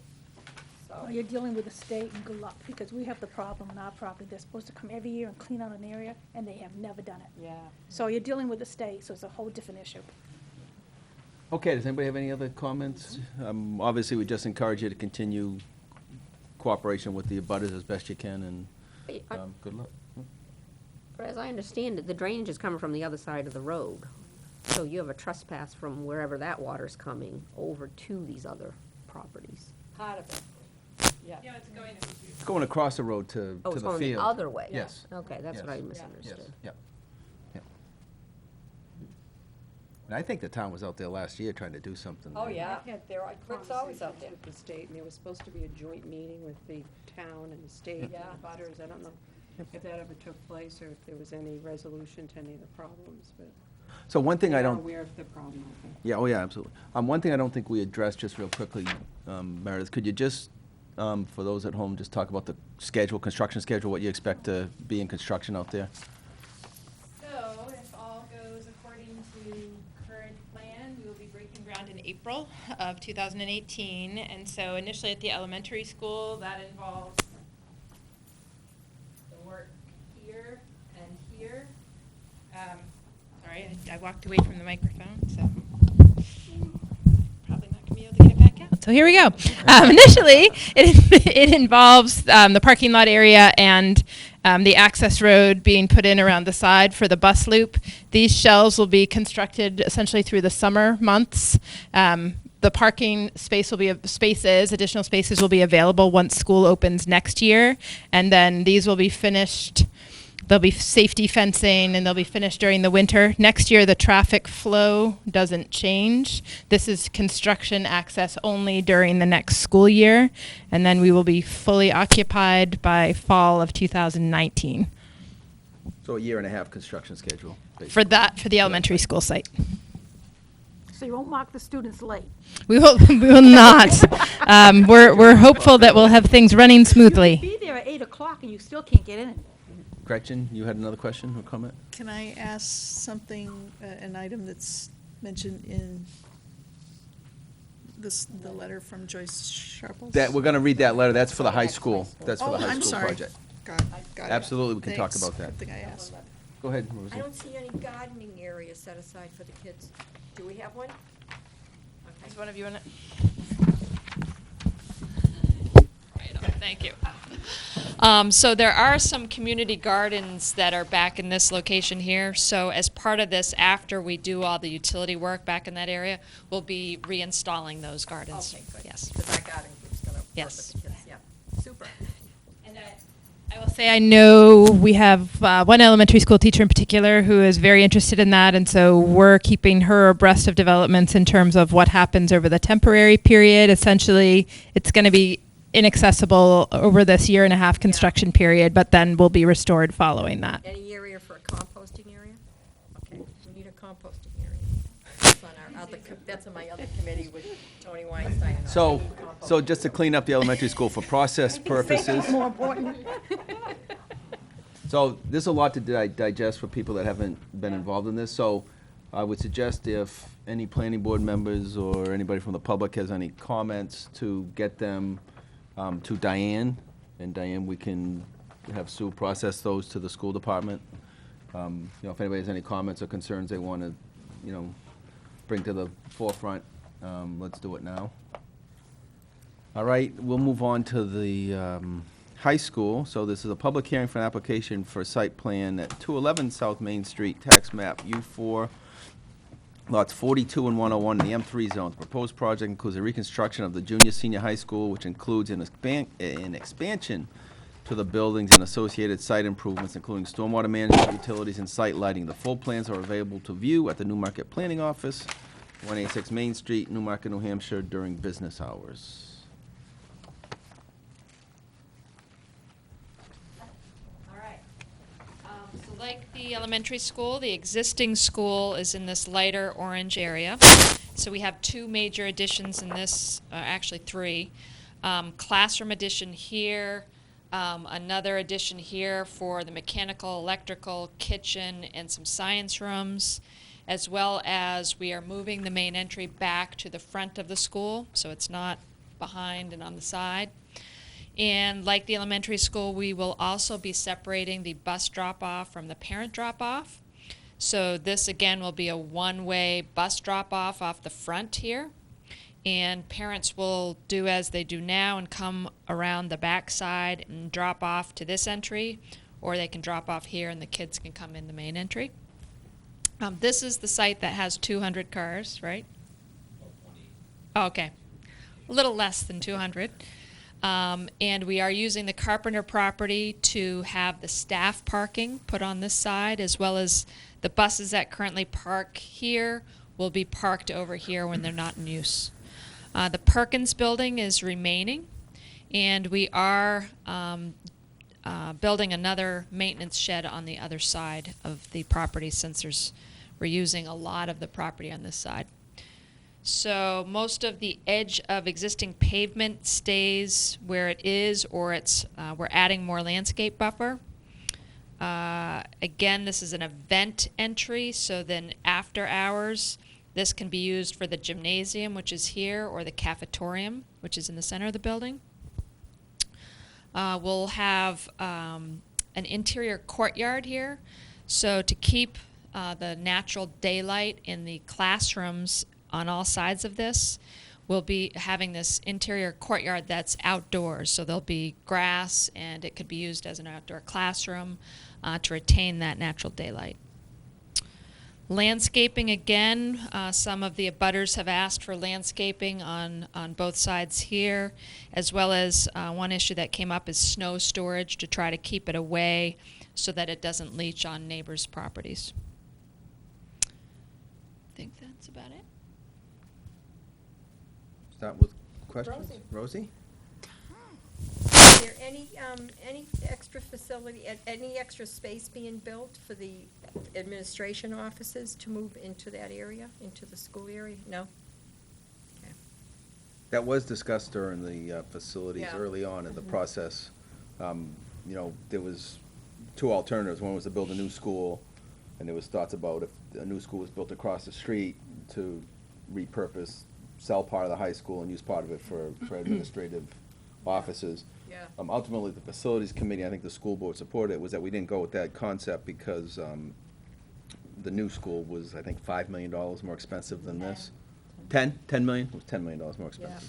So, go ahead, Val.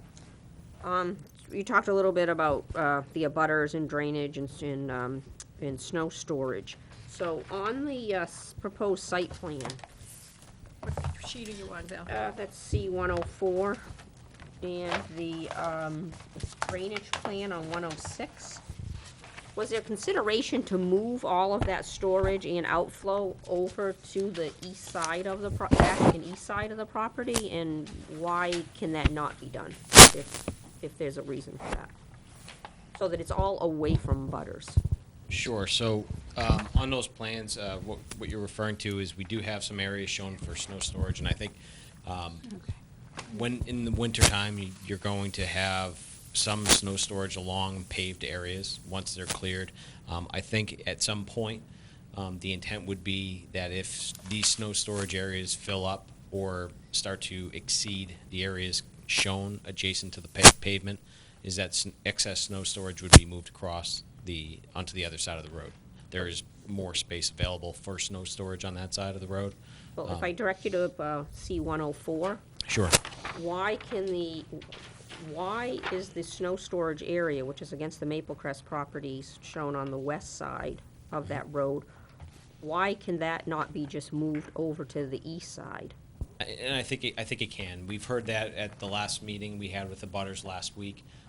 We understood it was a concern of theirs.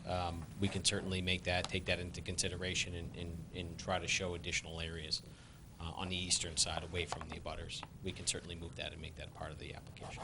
And then a similar question on C-106, where you have the outflow coming down into the existing wetland that's abutting Maple Crest. And I know those are the issues back there, from what we've been hearing. Again, is that proposed infiltration basin, is there a reason why that can't be moved over to the east side and away from the existing wetland?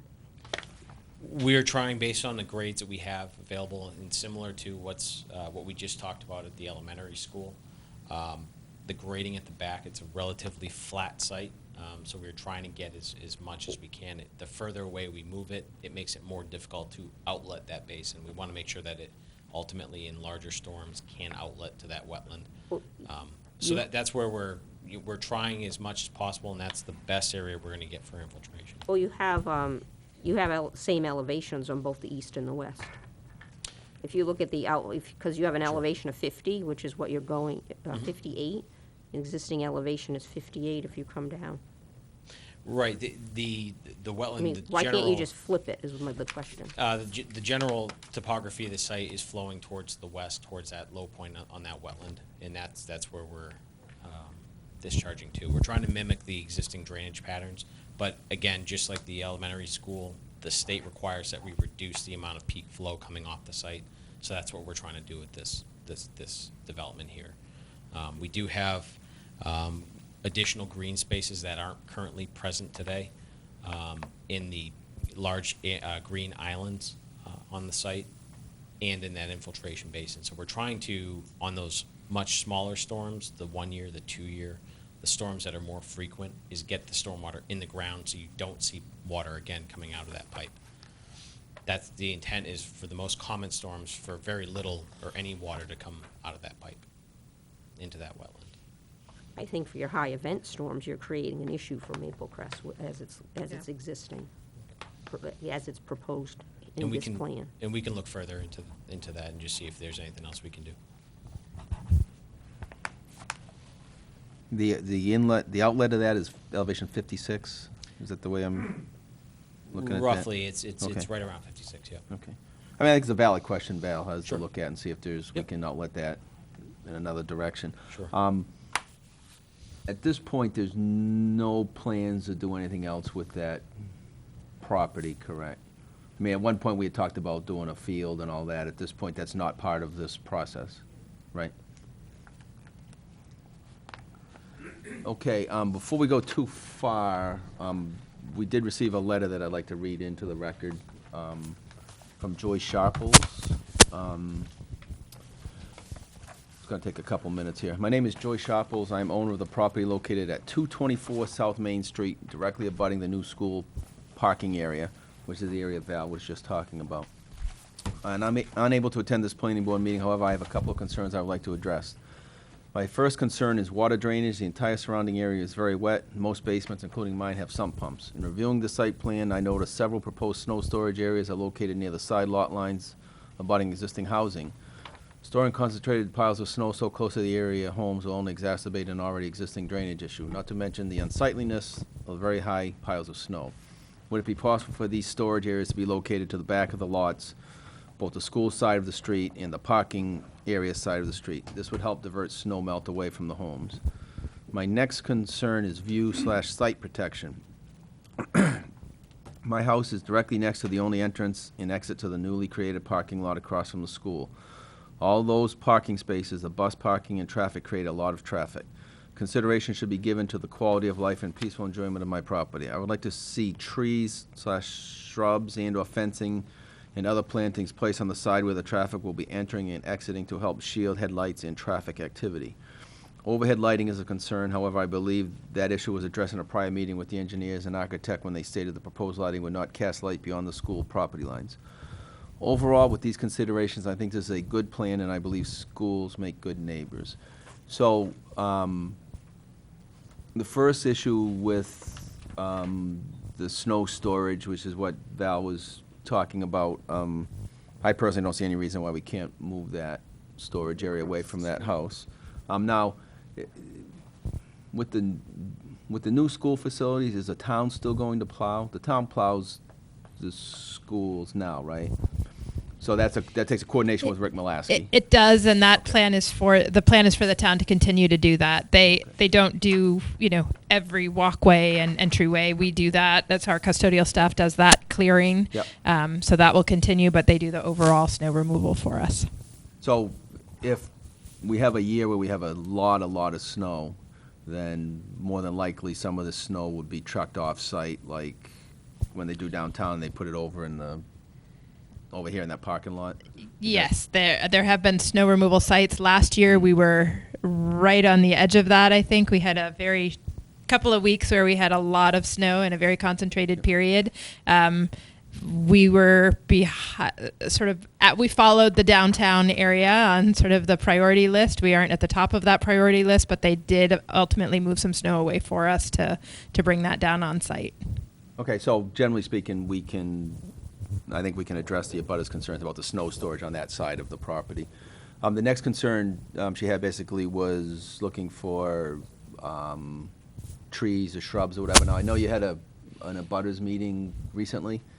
Last week. And was this addressed at that meeting? It was, and Okay. actually, that letter was read at the meeting as well, and Ms. Sharple's daughter was in attendance at that meeting.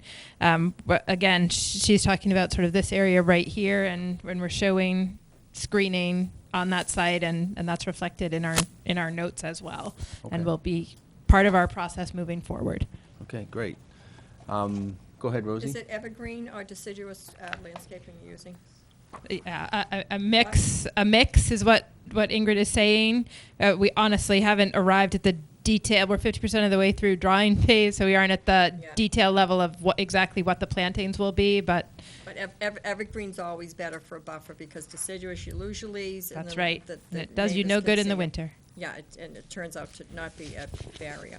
Is that part of the owners, is that part of our part of the owner requirement too, right? cost. So we have control over what ultimately gets put in there.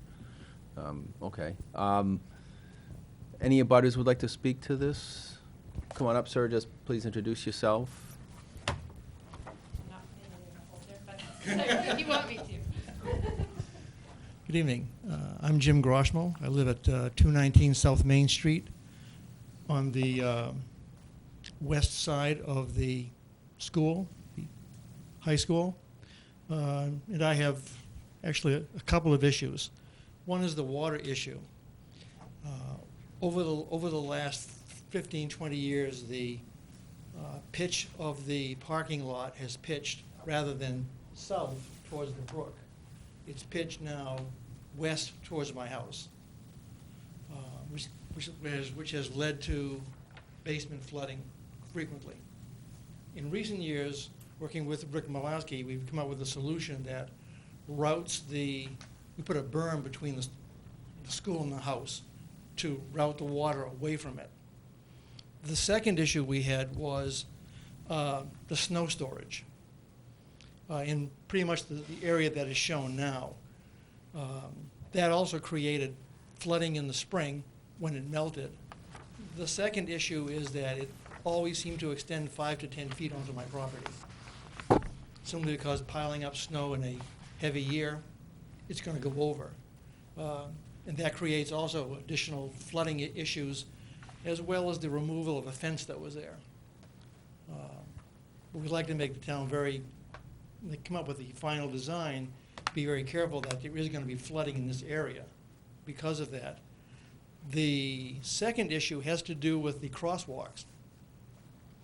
My understanding, correct me if I'm wrong, is that we're going to have one crosswalk here in the middle. But the gymnasium entrance for events and affairs is going to be down here.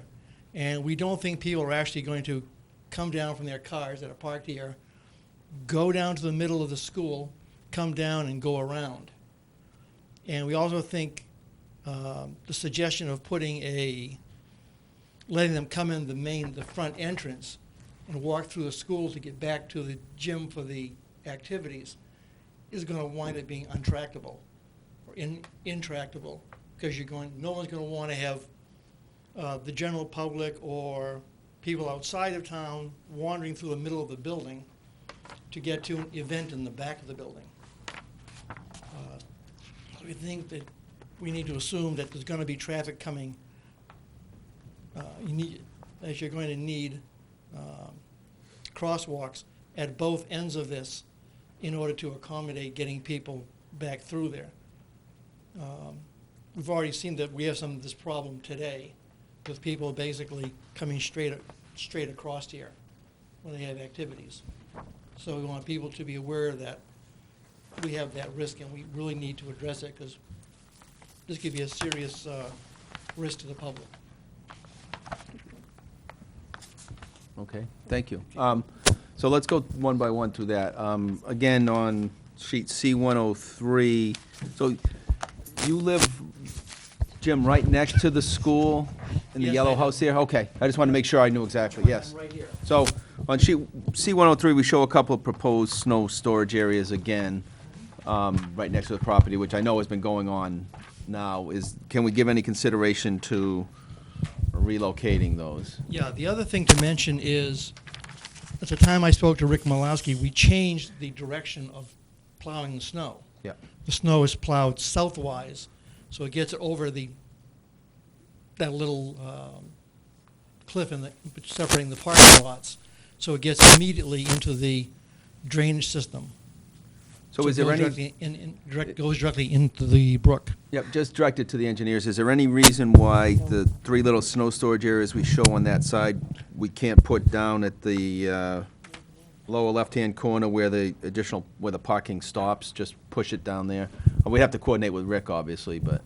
Sure, I do want to, I would just point out, and we had discussed this at the meeting last week as well, is that the existing conditions, if you look at the C101 plan, just for sort of reference purposes, is the existing pavement. I think Ingrid had mentioned that what we've tried to do is stay within the existing footprint as much as possible, but where we can, we've tried to increase the amount of green space on abutting properties. So where we do show snow storage now is really where some pavement exists today. So the areas that are being cleared for parking presently are requiring or are resulting in snow storage spilling over the property line. What we're trying to show is that we're giving more of a buffer so that in the event that there is limited snow storage in that area, it stays on the school's property. And again, if snow storage does exceed that area, we will try to work with the town and work with Rick to identify areas where that can go. Yeah, and I don't disagree with what you're saying. I just would say if we Sure. could show the primary area down the corner, Yep. and if it spills over here, it spills over here. It's going to be better than what's there now, but if we could, in most situations, not pile snow there, I think it would benefit everybody. And it's no heavy lifting for Rick, I don't think. It looks, Exactly. the way they plow, the way they're going to plow that, they probably plow with that direction anyways. We'll continue to work with Rick and make Yeah, sure we okay. identify that, make that crystal clear. The second, I think it was the second issue, was crosswalks. My understanding is that's going to be determined by DOT, what they're going to mandate. Correct. We've submitted preliminary plans showing the configuration that you see. There is a mid-block crosswalk, and there are rapid flashing beacons that are in front of the school today. The plan is to keep those in place, keep the tip downs in place as they are. We've tried to, at least preliminarily, to the DOT, sort of promote people to use that crosswalk by not having sidewalks from the rear of the property to this main drive, but instead having the only sidewalks being directed at that crossing. Again, the DOT has required a traffic study, which is Right. going to take place relatively soon, which should provide a little bit more clarity on that. Right, and I agree with Jim in that, Common sense. that when Carpenter's was open there, and when my kids were in school, everybody parked over there and walked out of their driveway and across. It's a convenient area to cross. So I would be surprised if the state, though, is going to want two crosswalks so close together. But in this situation, we're at their mercy.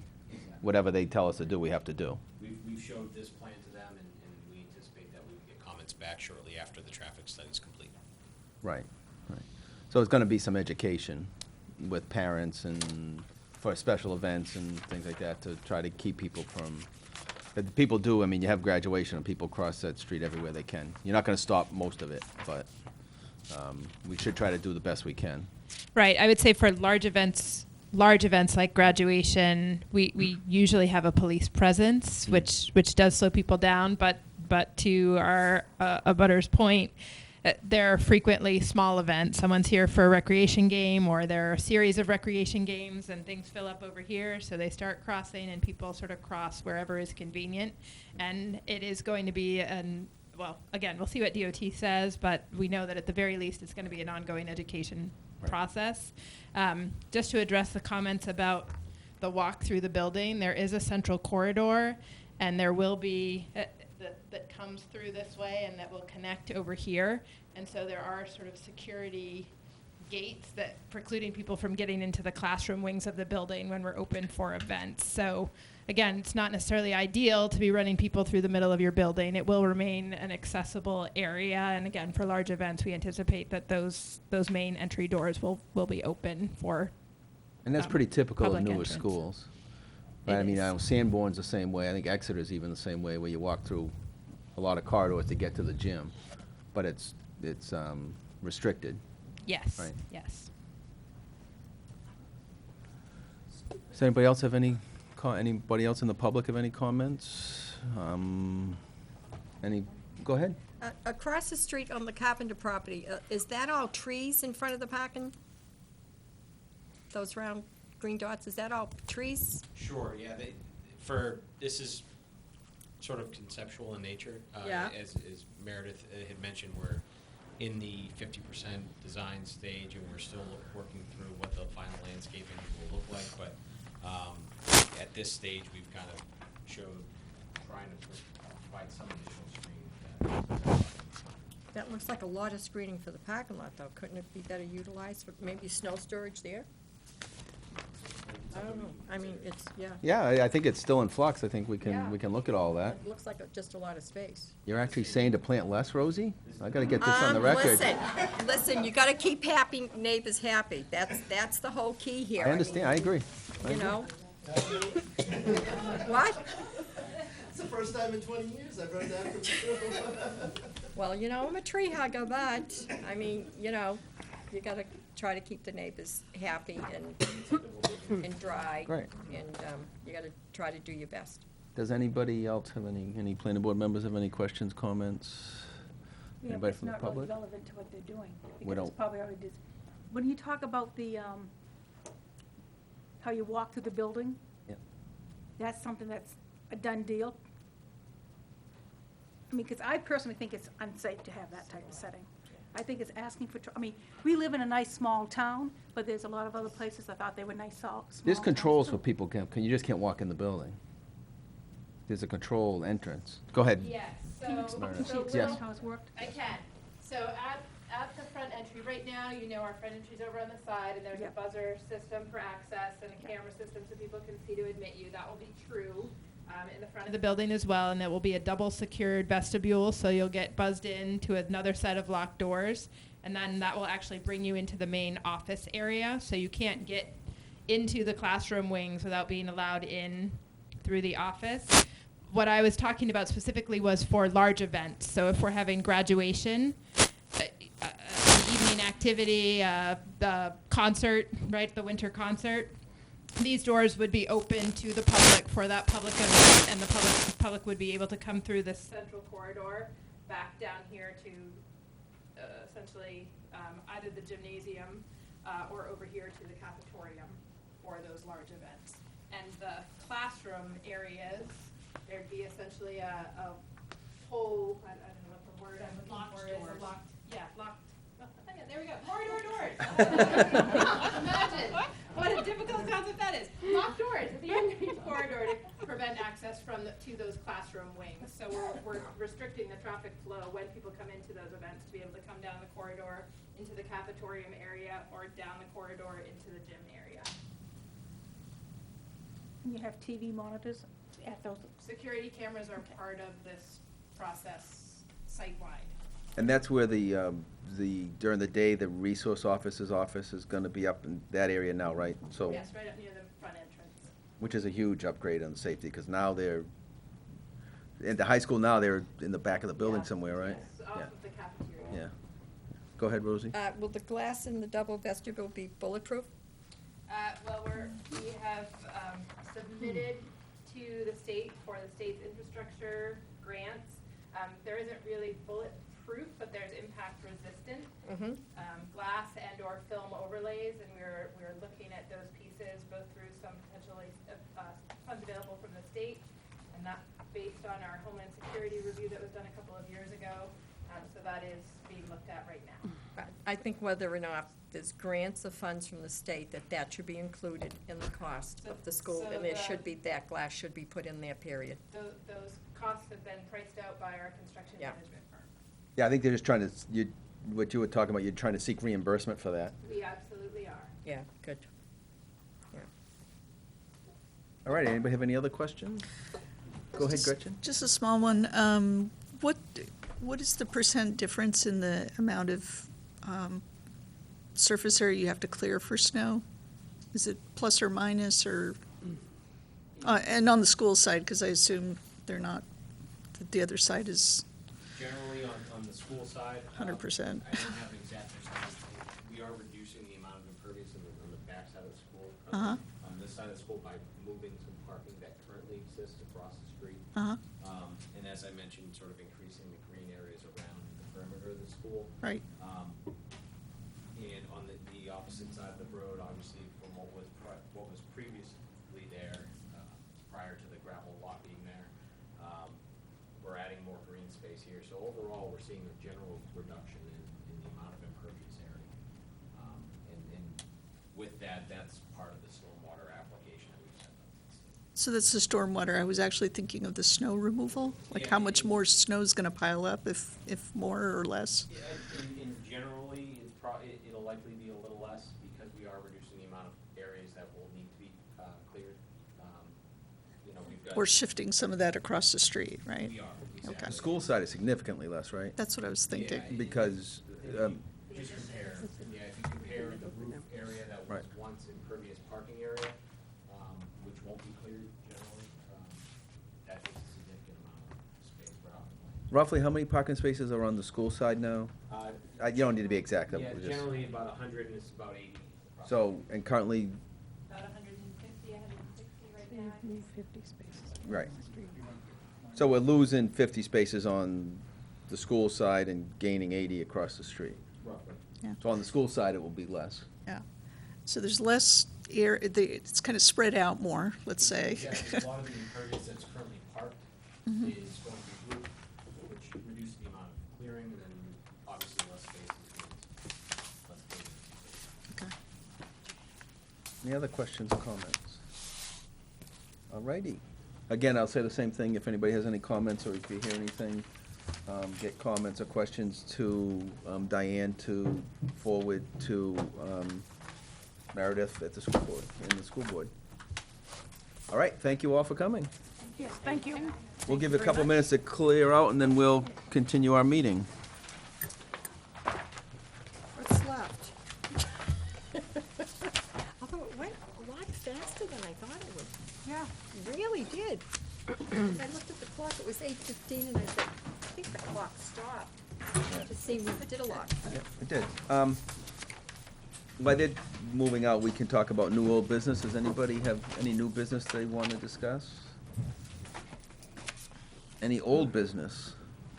Diane? Just that the town council, Gretchen, you can chime in as well, the town council approved the recommendations of the planning board as outlined in the New Road Skilled Nursing Facility That's right. proposal at their October 18th meeting. I believe it was. There was one slight modification that was brought to our attention by legal counsel, and you recall one of the requirements was that the applicant had to provide evidence that they had applied for all their state approvals to Health and Human Resources, or Health and Human Services, rather, for the nursing facility.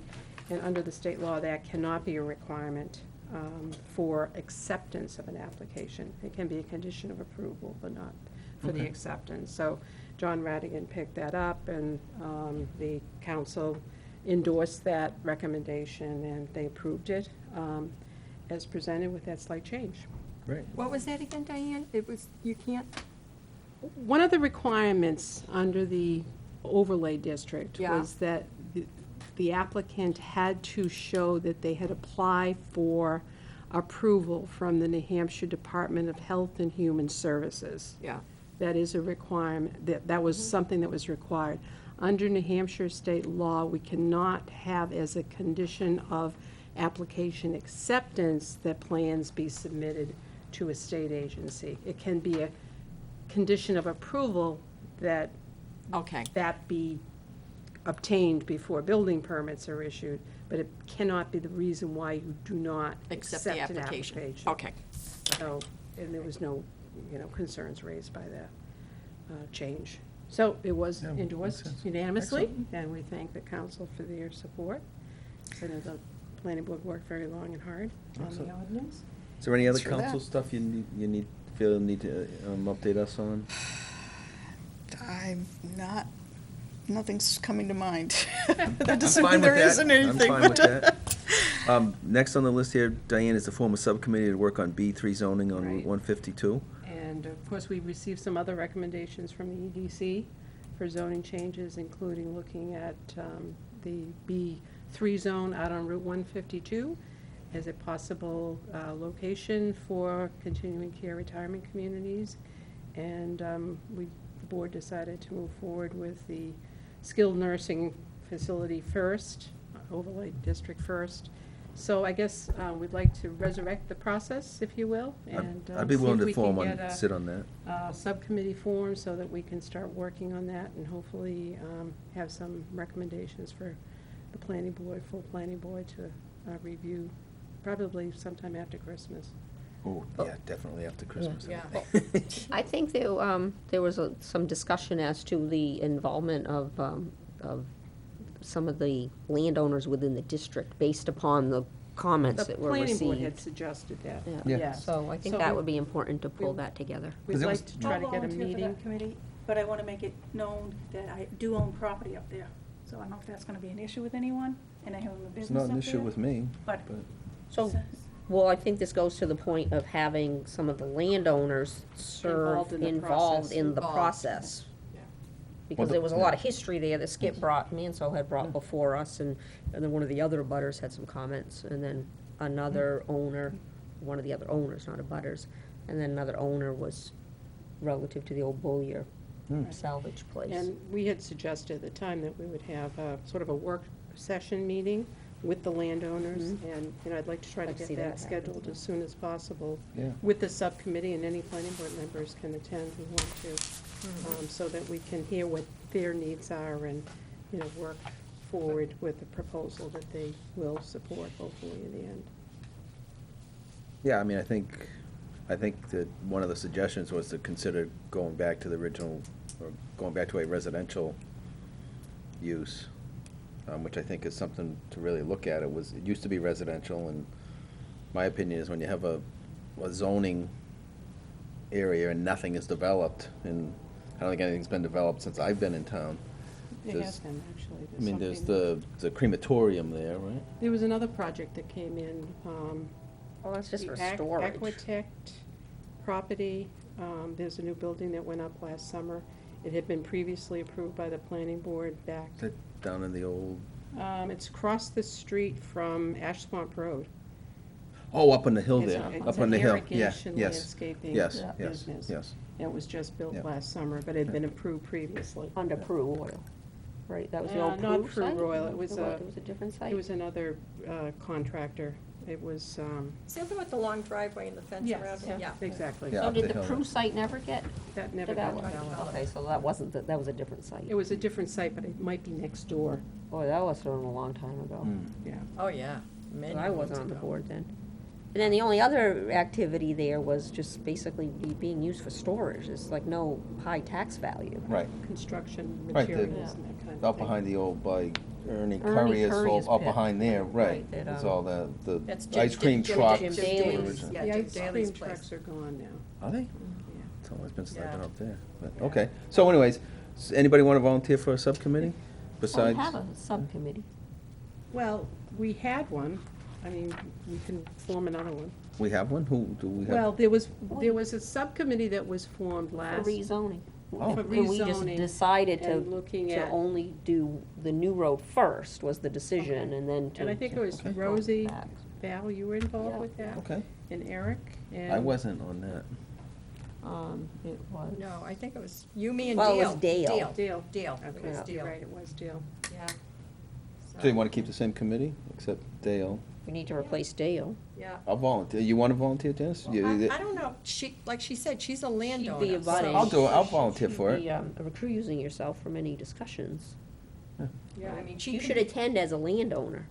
You bet I will. Yeah. No, but that's what I'm saying. Because You- I know that because- the landowner's right. feelings are. Well, that's my point, that, You'd be more beneficial Right. doing that. I'll volunteer for Yeah. it, so I'll add me in Okay. place of Dale. But not to be. you'd have to recuse yourself as the planning board member. Yes. Okay, so But you Eric, don't wanna run into Represented that. as a landowner, Yeah, Valerie, right? so she couldn't be part of the But you committee can't be to part- discuss Right. what to Right. do there, but she can. Because you would have to recuse She can come as a yourself. landowner and offer advice, suggestions, whatever. Sure, yeah, Sure. but That's no- what we want. No voting or Participate in anything, the just to process. make Yes. sure she stays. Yes. Okay. you just don't want there to be a perception that this, Yes. But that's why I made it known. Yeah. Yeah. Yeah. Absolutely. Okay. Is there? Because the history of the land is important, Oh, absolutely. you know? Absolutely. Any other issues? Any other discussion points, topics? Nope. Hearing none, Janice? Adjourn. do your thing. Second. We just did it. Made a motion All to in favor, say adjourn. aye. All those opposed? Thank you all. Thank you very much. Meeting is adjourned. Got through a lot of stuff.